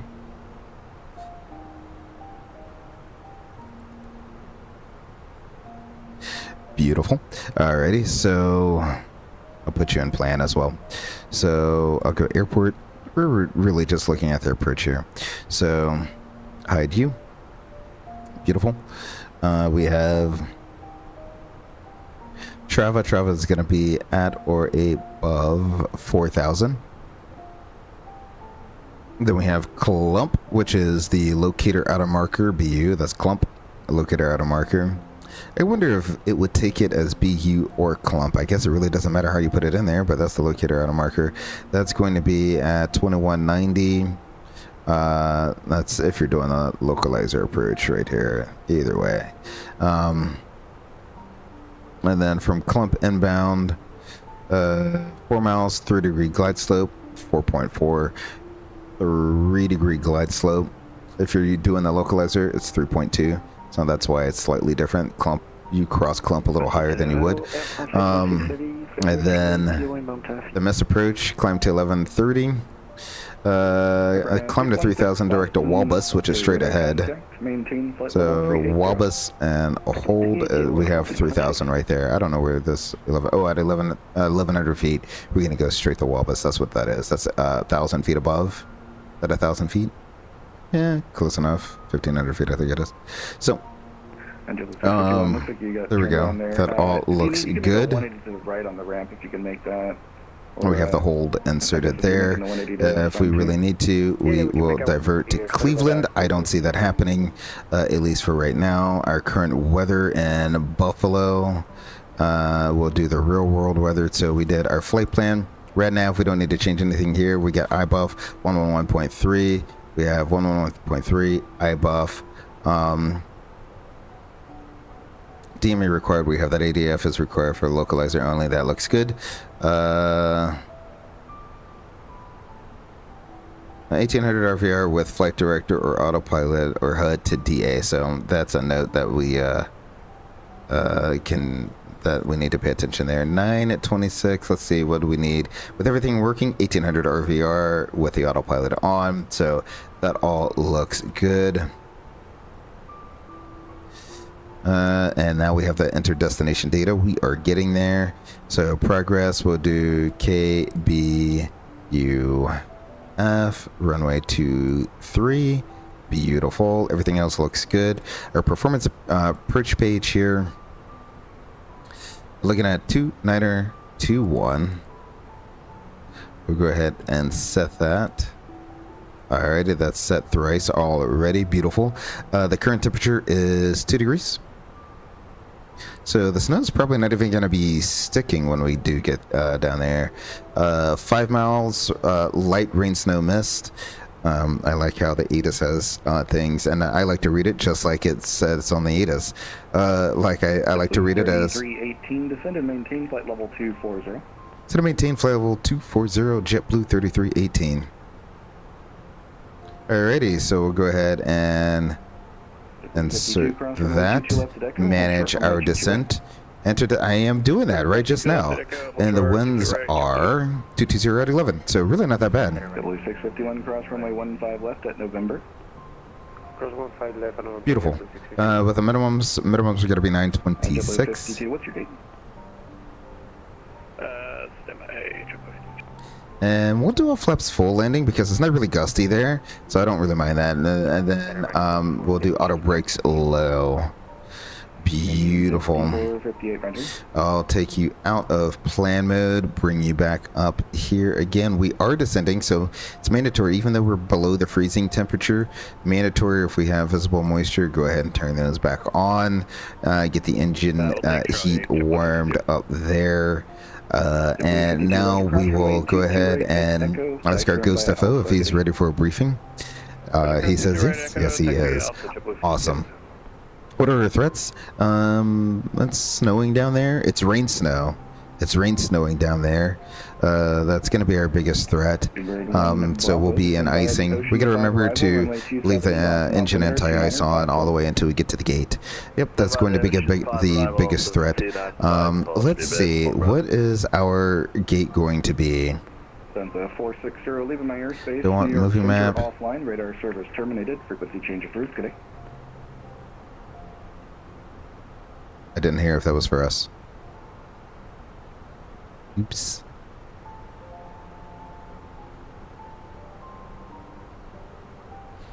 Oh, okay. He's pretty quick about that. 651, wind 210. Alrighty, so this is what it looks like in the air. You have the surrounding airports you can choose. This is our plan, and then you can select from the map. This is so cool. Okay, so the map came up right here. Boom. So what we'll do is we will park at gate something or another.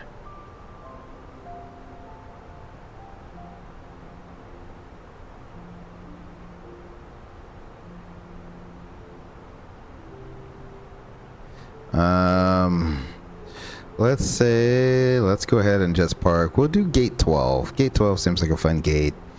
We'll just park right there. Boom. I can select that gate. And let me go ahead and minimize you. Do I select that gate? Oh, yeah, select. Then I can say select. Boom. Now I've selected my gate for arrival. That's so awesome. Alrighty. The best thing that they've done right there, hands down. That's worth all the things. We'll go ahead and turn the fast seatbelt sign back on. We already went over our threats with our threat forward briefing. There's no SID.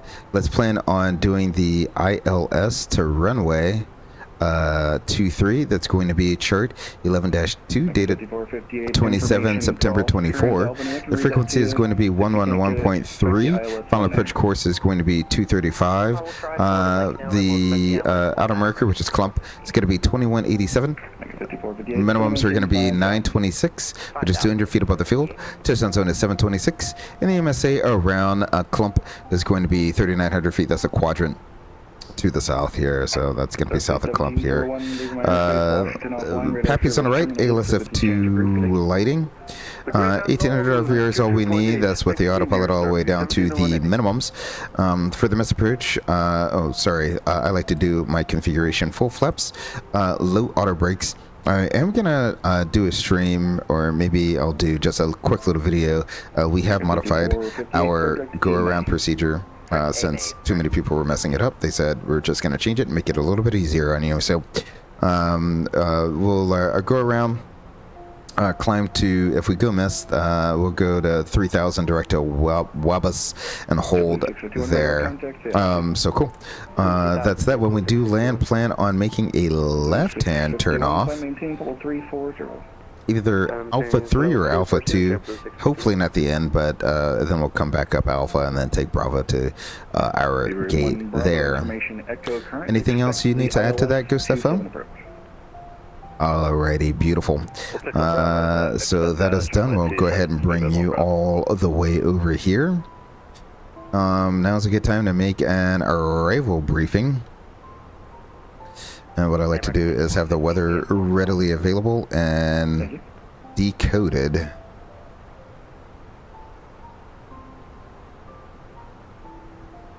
There we go. 36 degrees outside. 3318 leaving my airspace. Cleveland Center offline. Radar service terminated. Frequency change approved today.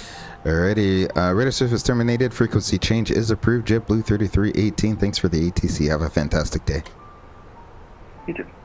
Alrighty, so we'll go ahead and put in Unicom here. I will do the CTAF for Buffalo, and it is the CTAF frequency. Oh, they have no CTAF frequency.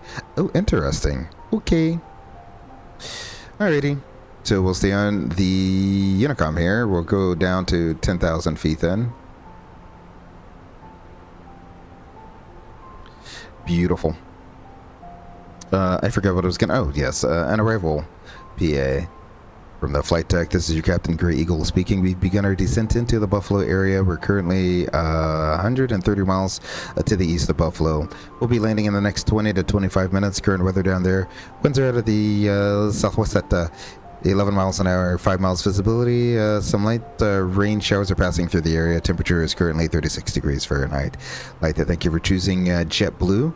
We look forward to serving you on a future flight. Welcome to Buffalo. There we go. That is all done.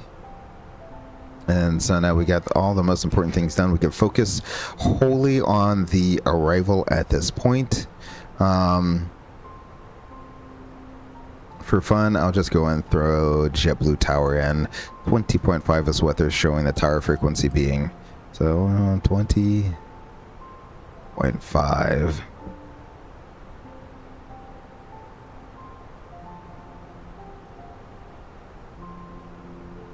There we go.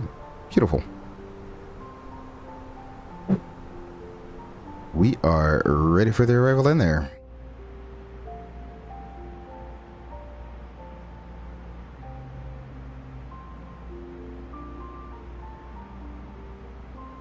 I have to say, after being in Buffalo on a cold, blizzardy night. I'm okay if I don't go back there. I'm quite okay if I don't go back there anytime soon. But, you know, I don't really have control over that. Was able to get another, well, it's not actually a line. I have what they call a hybrid line, which is a little bit of reserve and a little bit of a line flying this month. Which is actually a really good schedule to have, because you have the ability to drop your reserve days and take that pay loss, which is perfectly fine, because since you have so many days off in a row now, you can move your schedule is a lot more flexible, so you can move trips around, pick up whatever trip you want to. It's actually a really good schedule to have, if you can, but you can't bid for it. That's the downside, is you can't bid for it. It just, your seniority has to be in that magical range, where you're too junior for a line but you're too senior for reserve, and so you end up on a little bit of both. And so I much rather prefer this than an actual line or being on reserve. I actually prefer it over either one. So there we go. Beautiful. There's not really much to see outside right now, as a massive low pressure system with a ton of clouds just sitting down there dumping rain and snow over the New York area.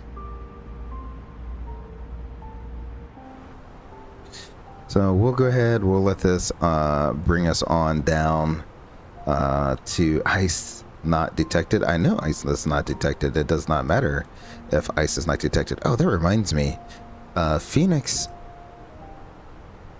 kind of reset a lot of things that I personally like here. So, oh, modern ACP, that's fine.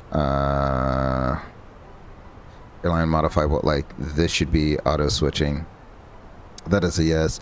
This did I just freeze the sim? Don't crash. Okay. Wait.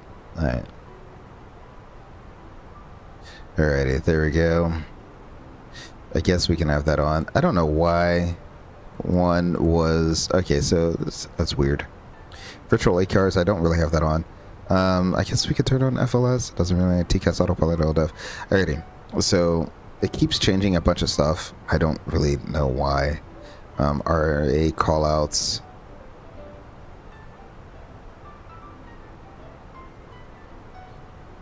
It should click back on here. So usually you get 2,500, 1,000, 500, and then you got your 100 above minimums, and then 150, 40. A lot of times you'll get all of these. It depends on the airplane. Sometimes you get them. Sometimes you get the 50. You should get the 40 all the time. Sometimes you'll get the 5. Sometimes you won't get the 5. It really depends on the aircraft. So feet, inches, pounds. That's all good. Who is auto ATCing me?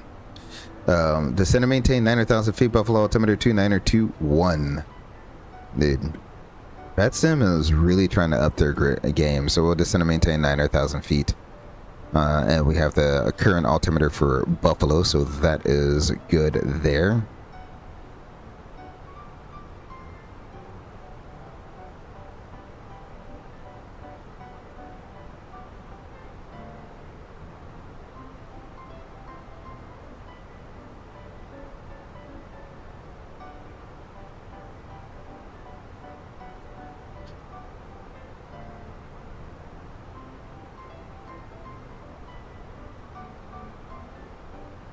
Now we're in the conditions where we would probably, we're slowly getting to that temperature where we're probably going to start picking up icing. Which is why we have the engine anti-ice on. And we turn it on regardless of whether we're expecting icing or not. It's simply the fact that there's visible moisture in the descent. We want to go ahead and turn that on.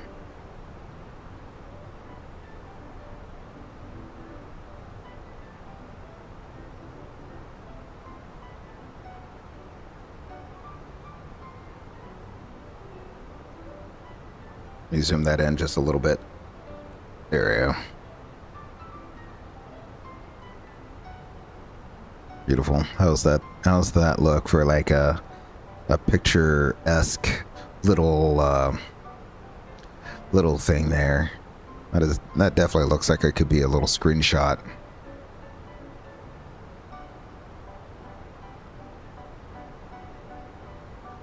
In fact, why not?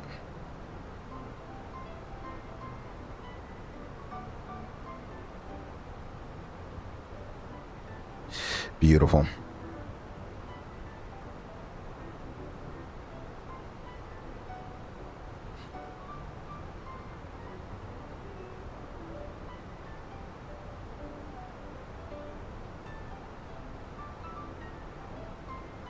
Only how many more days of listening to this?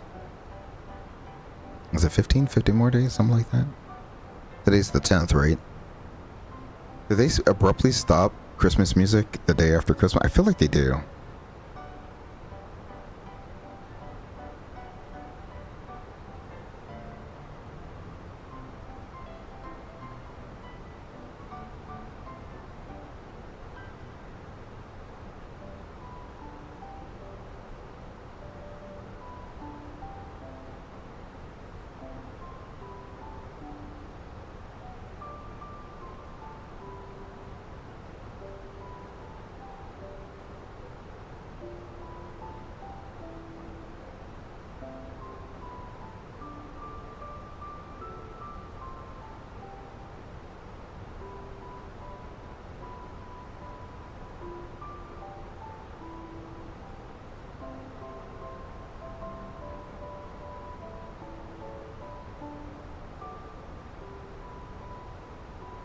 Alright, looks like we've intercepted our descent path. One of the great things about having that 35 DME fix, you can see that right here at 10,250 knots, is it gives you a lot to, gives you a nice little descent profile to follow, so that you're not just left out being high and fast. Alrighty, so we're through transition altitude. We'll go ahead and get that on. 2921 set once, twice, and thrice. We'll go ahead and check our status, and we'll leave that on the perf page here. Descent checklist, altimeters. We have 2921. Auto brake, low. Perf approach page, set. Arrival briefing. It's reviewed, no star. We'll do the ILS-23 approach. Status has been checked. Descent checklist is complete. Excellent. Let's go ahead and turn off our Christmas music for now. Beautiful. Once we reach about 10,000 feet, I'll go ahead and get the replay going there.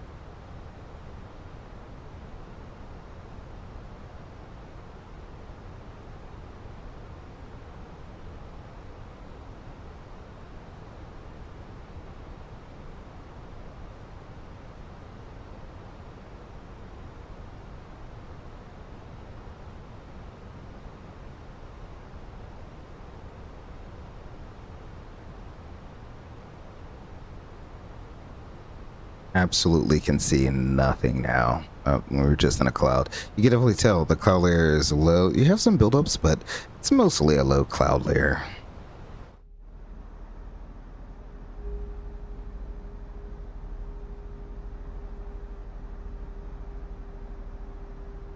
Do what we did before. We'll just go ahead and prepare the flight attendants a little early.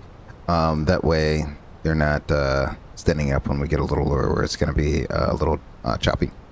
Flight attendants, prepare for landing.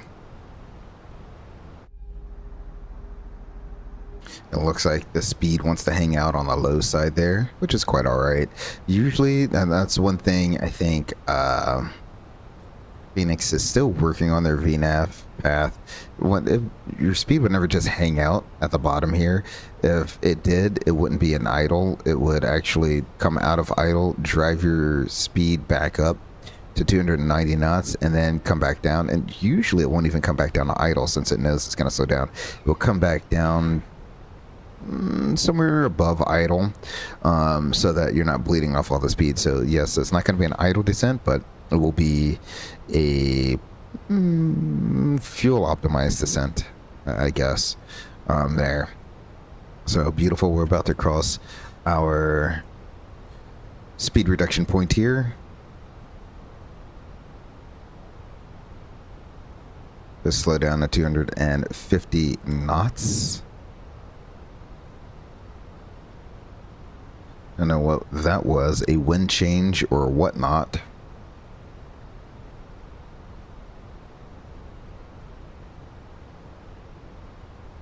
Now, in a scenario like this, you can turn the radar on. So like if we turn the radar on, we'll turn it on my side and turn you off. But in all actuality,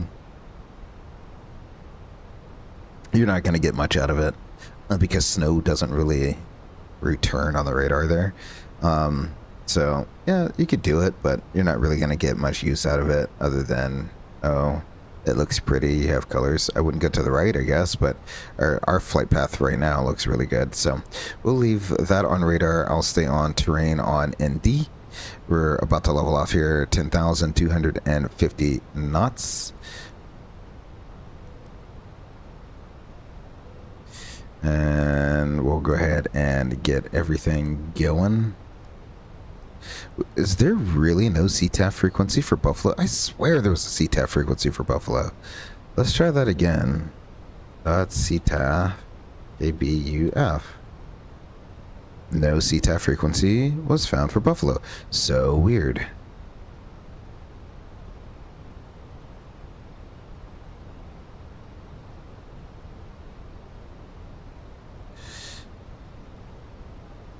Buffalo traffic, JetBlue 3318 is about 35 miles to the east. We'll be proceeding eastbound to intercept the localizer course for runway 23, Buffalo traffic. So what we'll do is we'll make it super easy on ourselves. We will descend down to 4,000 feet to cross Trava here in a little bit. So we have alt constraint. That's perfectly fine with me. We have it's because we got to descend down to 9,000. Ha ha ha. Alrighty, so let's go ahead and I will take our speed. Beautiful. We can activate our approach phase here. That is confirmed. Beautiful. Now we're going to descend down to 9,000 feet. Excellent. And now, if we look out, doesn't really look like it's snowing outside, does it? That's quite alright. We're through 10,000 feet. What I'd like to do at 10,000 feet, we'll go ahead and start recording our replay. Beautiful. Yeah, that's what we'll do. We are recording. I think, yeah, it says recording. Sweet. Sweet. Now, I think this is the first time since they've updated the recording tool, so we'll see how well it does here. It should be optimized a little bit better. I think the one of the changelog notes said performance should be increased. We shouldn't get as many micro stutters. A lot of times during the replays, you get a little bit of micro stuttering. Hopefully that won't be an issue. Beautiful. Let's just go ahead and continue on down to 4,000 feet, shall we? So we'll go 4,000 feet. We won't do... Oh, it's in a managed descent right now. We don't want that. Let's go open. So we'll do a open descent there. I'm going to maintain this heading until we intercept the localizer course. Let's go direct to Trava radial N. Looks good. We'll insert that. We got to come back up here and reselect our heading again. Beautiful. We are in an open descent. Go ahead and arm up our approach phase here. Beautiful. And we'll bring you in one more click. Excellent.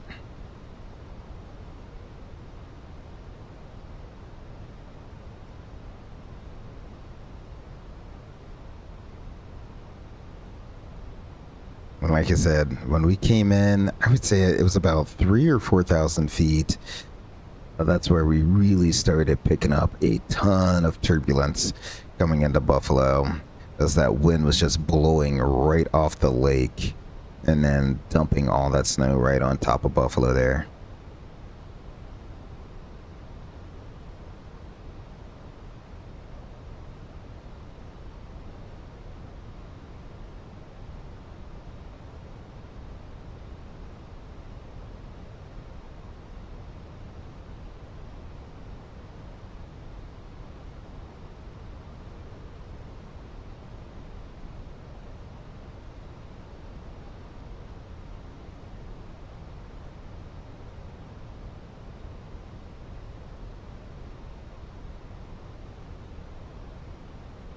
That cloud literally seemed like it just popped up right in front of us. That was the one thing I wish Microsoft Flight Simulator still did a little bit better, was simulate weather just a tad bit better. You're not going to have towering cumulus like you have right now. It definitely would be a very, very, very flat layer of clouds. It would just be a very cold layer of clouds. And it would be dumping a ton of snow. Microsoft could still use a little bit of work on their weather engine. Otherwise, it works for what it is. You can't knock it too much. They definitely did go back and redo the atmospherics and lighting engine. Looks so good, especially at night now. It's actually a joy to fly around at night. Go ahead and zoom you all the way in. Oh, I put it at 5. No, we don't want to go down to 5. I was getting ready to say, why is it flashing at me? There we go. Beautiful.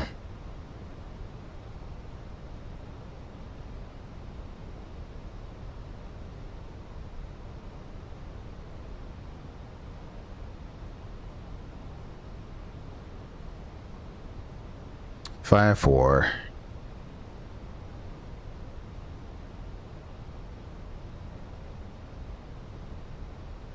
Still have a nice 30 knot headwind down here. That also, the other thing with having such stiff headwinds, like when we had that 40 knot headwind, is it messes with ground speed mini. So a lot of times you have to go into selected speed and select whatever final approach speed you want. So right now we're going to be looking at a final approach speed. Let me put proof up there of 146. So we may have to manually select it if our ground speed mini is giving us too much speed, because if you have too much speed, that's going to equate to a lot, and I mean a lot, of floating down the runway. So low capture.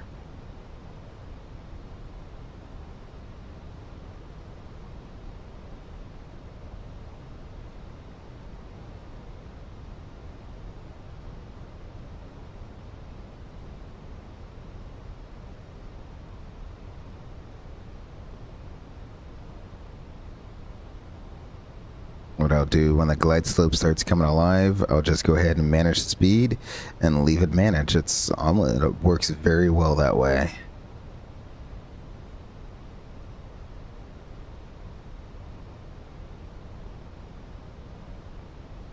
Or actually, I won't manage it because I like 170. So we'll bring the speed back to 170. That way we can get at least flaps 2 out.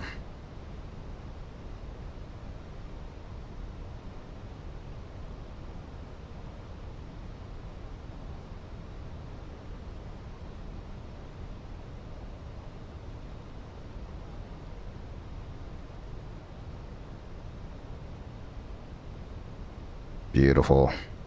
Flaps 1, speed verified.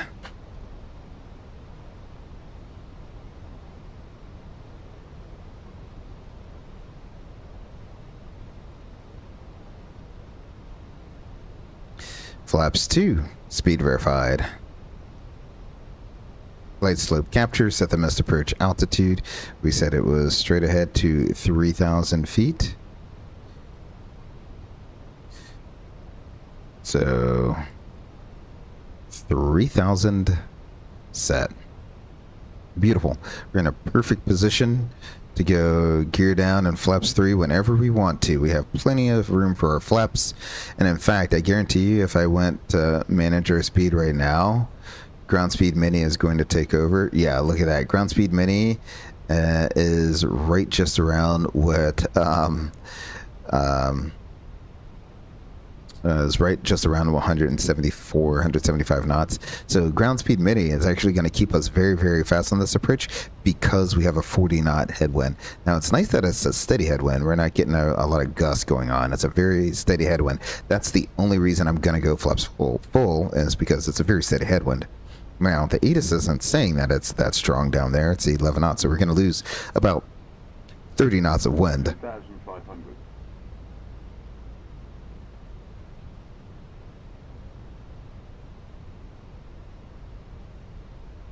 But you can see our ground speed's 140 knots right now, and that's why the Ground Speed Mini is trying to keep our ground speed at 146 knots. That's why if I do this and I manage our speed, it's going to speed us up because it wants to try to maintain about 146 knots. So that's what it is trying to do. I don't know how much it's nice because it gives you that speed buffer for when the speed starts dropping off. When that speed starts dropping off, then that's when you really need that stuff. Oh, let's go ahead and go gear down.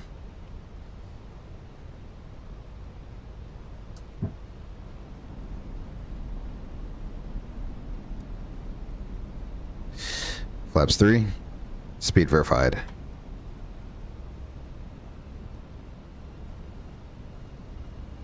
There we go. We're in the rain. Beautiful. Flaps full. Speed verified. Before landing checklist. Altimeters, we have 29er, 21, and 2360. Engine mode, norm. Landing gear, down. Self-check is done. Down through green ECAM memo. Landing no blue. Before landing checklist is complete. We're all set and ready to go for our landing. Volume's coming up. I'll talk to you all on the ground.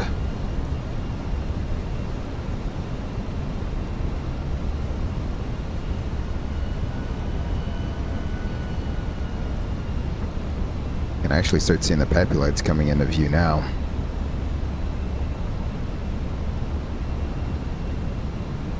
Interesting, I'm picking up the PAPIs before the approach lights, but that's okay. Approach lights.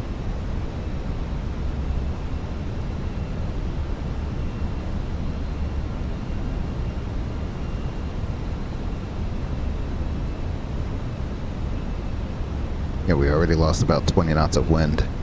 So there we go. Ground Speed Mini is bringing our speed back as well since we lost 20 knots of wind. Runway continuing. Autopilot's off.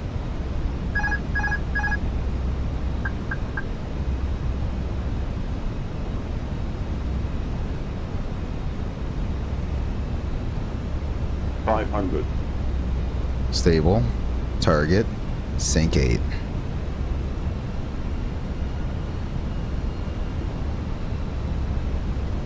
Trended a little high there. Did not want to do that.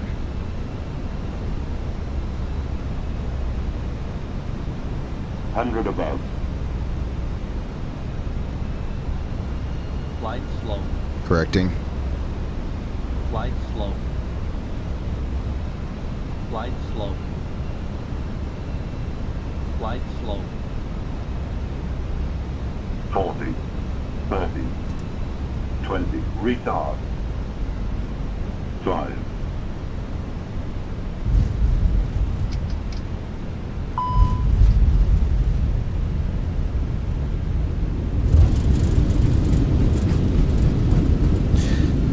Deployed.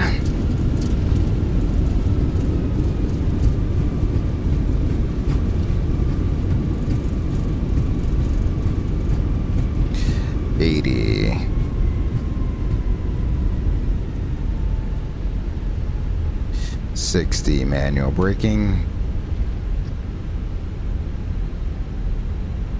we'll go ahead and take the reverse high speed. So I'll put it here. It looks like this is going slightly uphill, so need a little bit of momentum as we make this turn. We'll make the reverse high speed turn.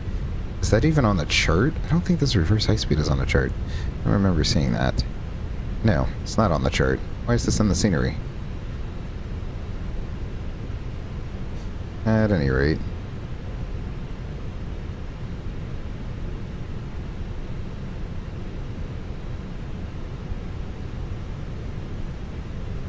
A little bit of snow, a little bit of rain, it looks like. I wonder if they got rid of this reverse high speed.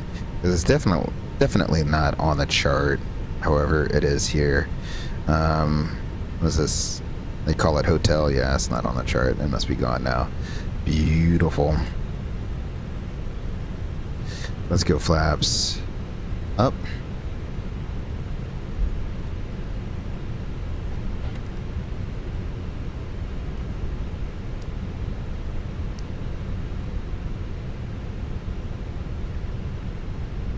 So the other thing is we're going to be idling slightly higher since our engine anti-ice is on. That is quite all right.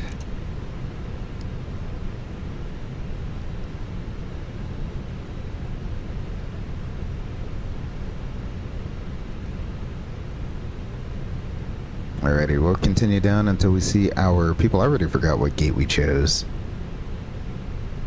I literally forgot the gate. That's okay. Was it 12? I think it did 12. 12 seems appropriate.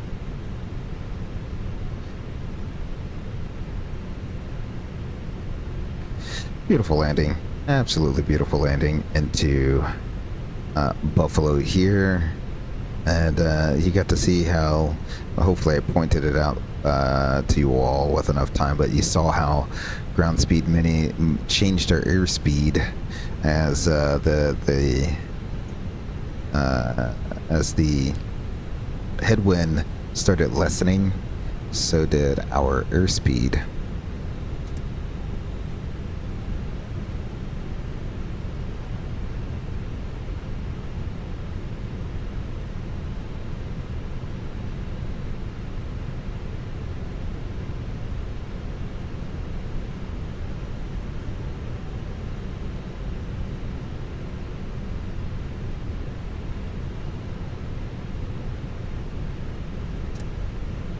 Alrighty, I think I see the tugs here.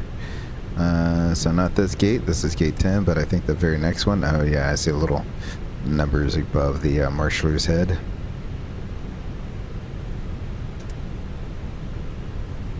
Beautiful.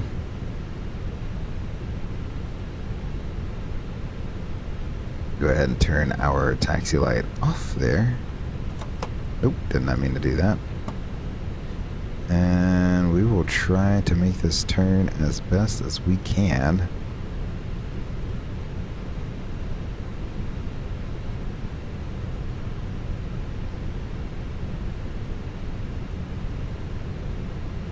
Where'd my guy go? Okay.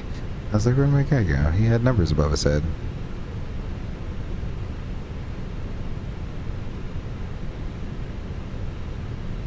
Always hard making these super tight turns.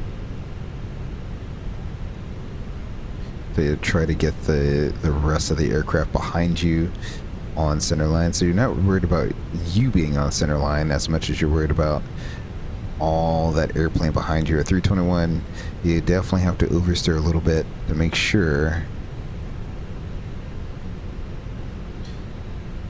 the rest of your airplane is on center line. This is so weird having to use power with the engine anti-ice on. With the engine anti-ice on, your idle is definitely higher, and you do not need to use power. You're actually trying to stop the airplane from moving. Is so much more thrust at idle. Sitting on the ground, you do not need to ever have. Okay, who just spawned in? Right, just here. Out of nowhere, someone just spawned in. Don't worry, I'll be getting offline here soon.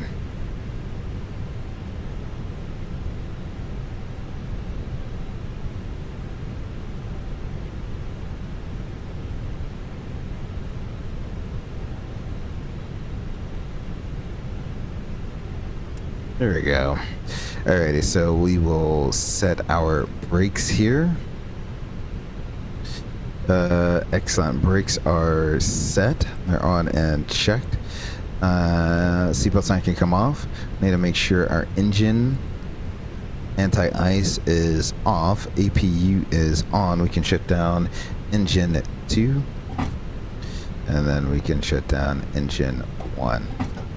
Beautiful. Let's go up. I have no clue why we're getting so many jitters. Let's go up top. Fuel pumps can come offline. And our beacon light can come off. Beautiful. Hopefully the jet bridge will start moving automatically. There we go. And since someone clearly... Oh, I think they moved themselves. Alrighty. I will take that. Either that or they just logged offline. One of the two. Did I not go all the way up? No, I didn't. I went to flaps 1. That's okay. I'm not mad about it. Why is this? I don't know why I noticed. See, it keeps resetting things. I want stuff in the GSX menu to be universal across all airplanes. Like, it keeps resetting things that, like, here, let's... yeah, whatever. Let's just commence our deboarding. Ground services. Let's go ahead and toggle the jetway. For some reason, the jetway... See, it's just like stuff like that that's just annoying. Because I had auto disconnect GPU on pushback. I wanted that... Or, no, I didn't want that on because when it hooks up the tug, it's going to disconnect the GPU. Auto select ground handling agent. Auto pushback. Auto connect GPU on arrival. Auto deboard should be a thing. Okay, no, so, I mean, maybe everything was set up the way it should be. Maybe I'm just losing my mind here. But I thought there was like a something to like automatically connect and disconnect the chip bridge. I don't know. Maybe I'm just being weird. Alrighty. Shutdown checklist. Parking brake on and checked. Engine masters off. Engine mode norm. Speed brake disarmed. Radars off. Windshield PWS is off. Our fuel pumps are all off. Slides 8 disarmed. APU that's on. Shutdown checklist is complete. Oh, that must have been the person that spawned in right there. I had just unlocked real life weather in career mode. Oh, cool. There we go. Yeah, I have definitely got to start doing the thing. Are we actually deplaning? Yeah or nay? Oh, dude, come on, GSX. The doors are open. Deboarding requested. Okay.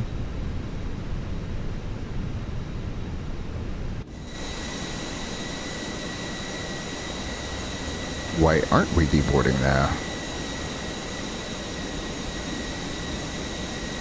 Alrighty, GSX, if you're gonna be like that. Let's see.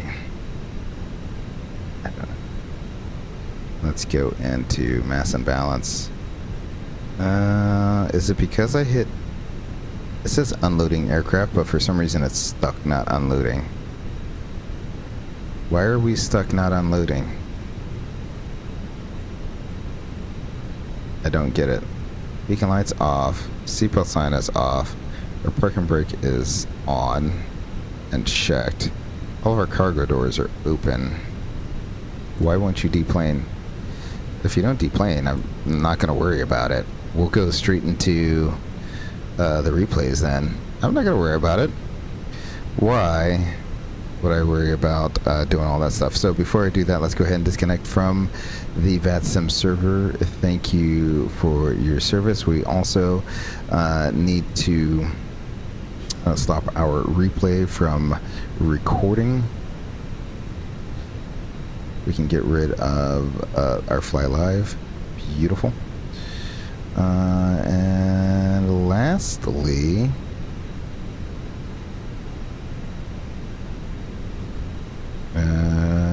why is fly live still up?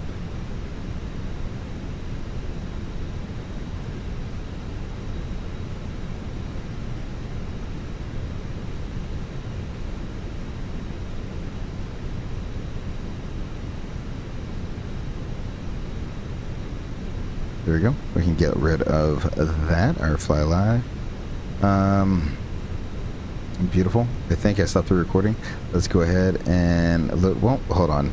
I need to load the ready state. We'll just go ahead and activate that. Beautiful.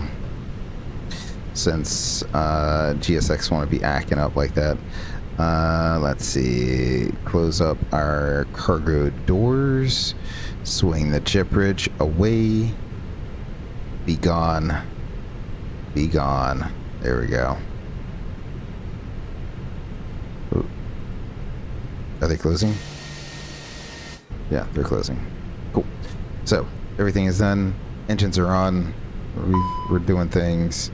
Hydraulic system, yellow line pressure. Yeah. Alright, so I'm going to go ahead and move the flaps up now that we have everything normal. And then we will go ahead and load up our replay here.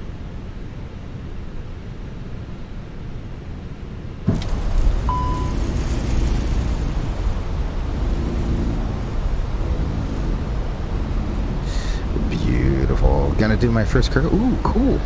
Yeah, I do love how there's a lot of different varieties, a lot of different variety, I should say.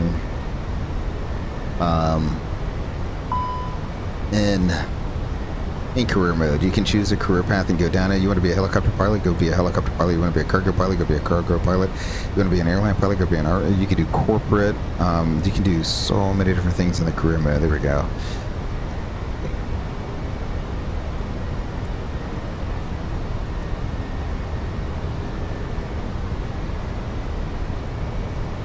Alrighty, let's see here. I don't know what that means, but okay.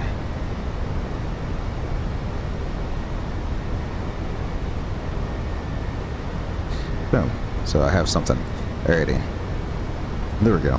We can do that. That's going to be absolutely beautiful. Hopefully that doesn't drop out. Let's go ahead and fast forward here.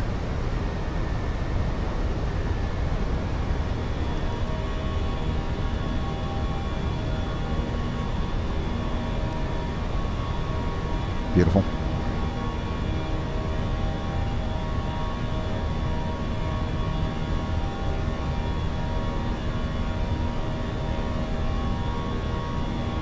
$2,500.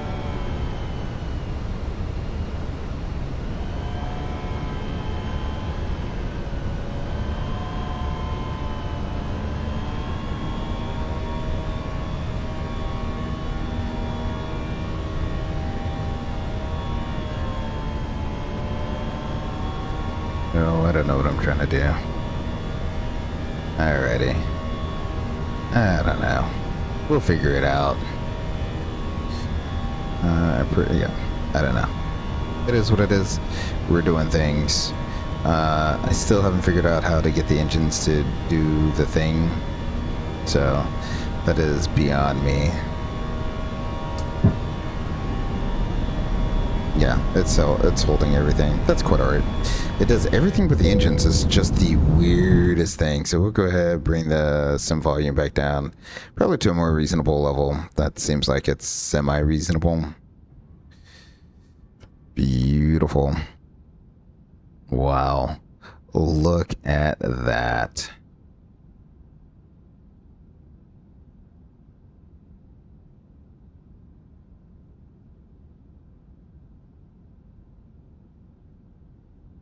Just as I would expect it to be. Do we have the engine anti-ice on? No, let's go ahead and just do that, shall we?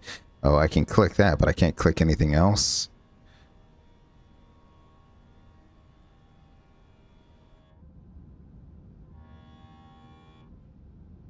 We'll do that. We'll do that view first.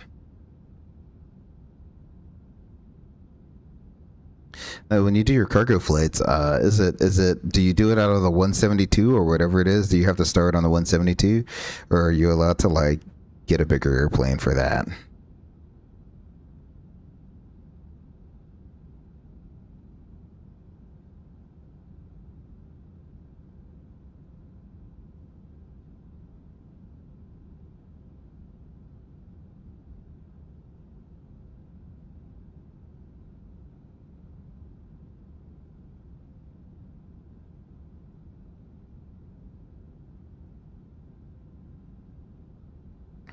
The big thing here is, so the wing flex definitely looks a lot more natural. Like it used to be in the replays, the wing flex just looked so unnatural.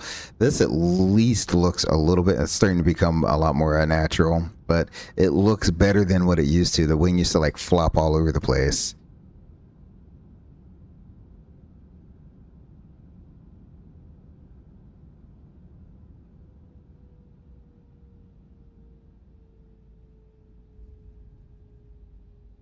Beautiful. That half deployment didn't land all the way to compress that strut, which is why you got that half deployment on the spoiler and the ding on the ECAM display. Let's look at that again, but from the other side, shall we?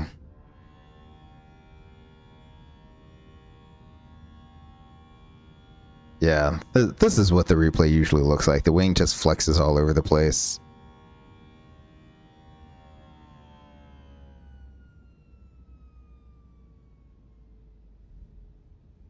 That half spoiler deployment wasn't fully compressing the strut, and then we were down. Absolutely beautiful landing. I'll roll that back. Let's see what we can see from the air.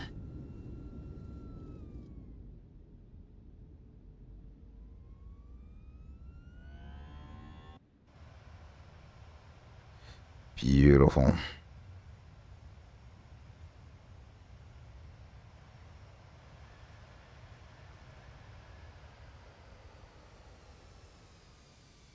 Held it off just a little too long, but let that aircraft come and settle down. Oh, it was like a little skip. I wouldn't even call that a bounce. It was like a little skip in the air, like skipped right off the runway. Certainly not ideal, but under the circumstances, I will take it.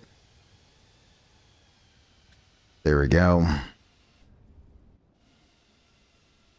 Now, it's been a while. I feel like every time I'm like relearning how to do this. All right, so we'll do that and that. Let's see if that worked. Oh, I gotta turn rumble off. That's what it was. I'm like, why is my desk vibrating? I have the rumble on for some reason on my controller. It used to not do that. I don't know why it is doing that. All right, so we're gonna, oh dude, look at the slope. Dude, that is so accurate. Buffalo has like a weird sloping runway. It's like sloping all over the place. There's not like a real up or down. All right. Close enough for government work. All right, let's go ahead and play that real quick.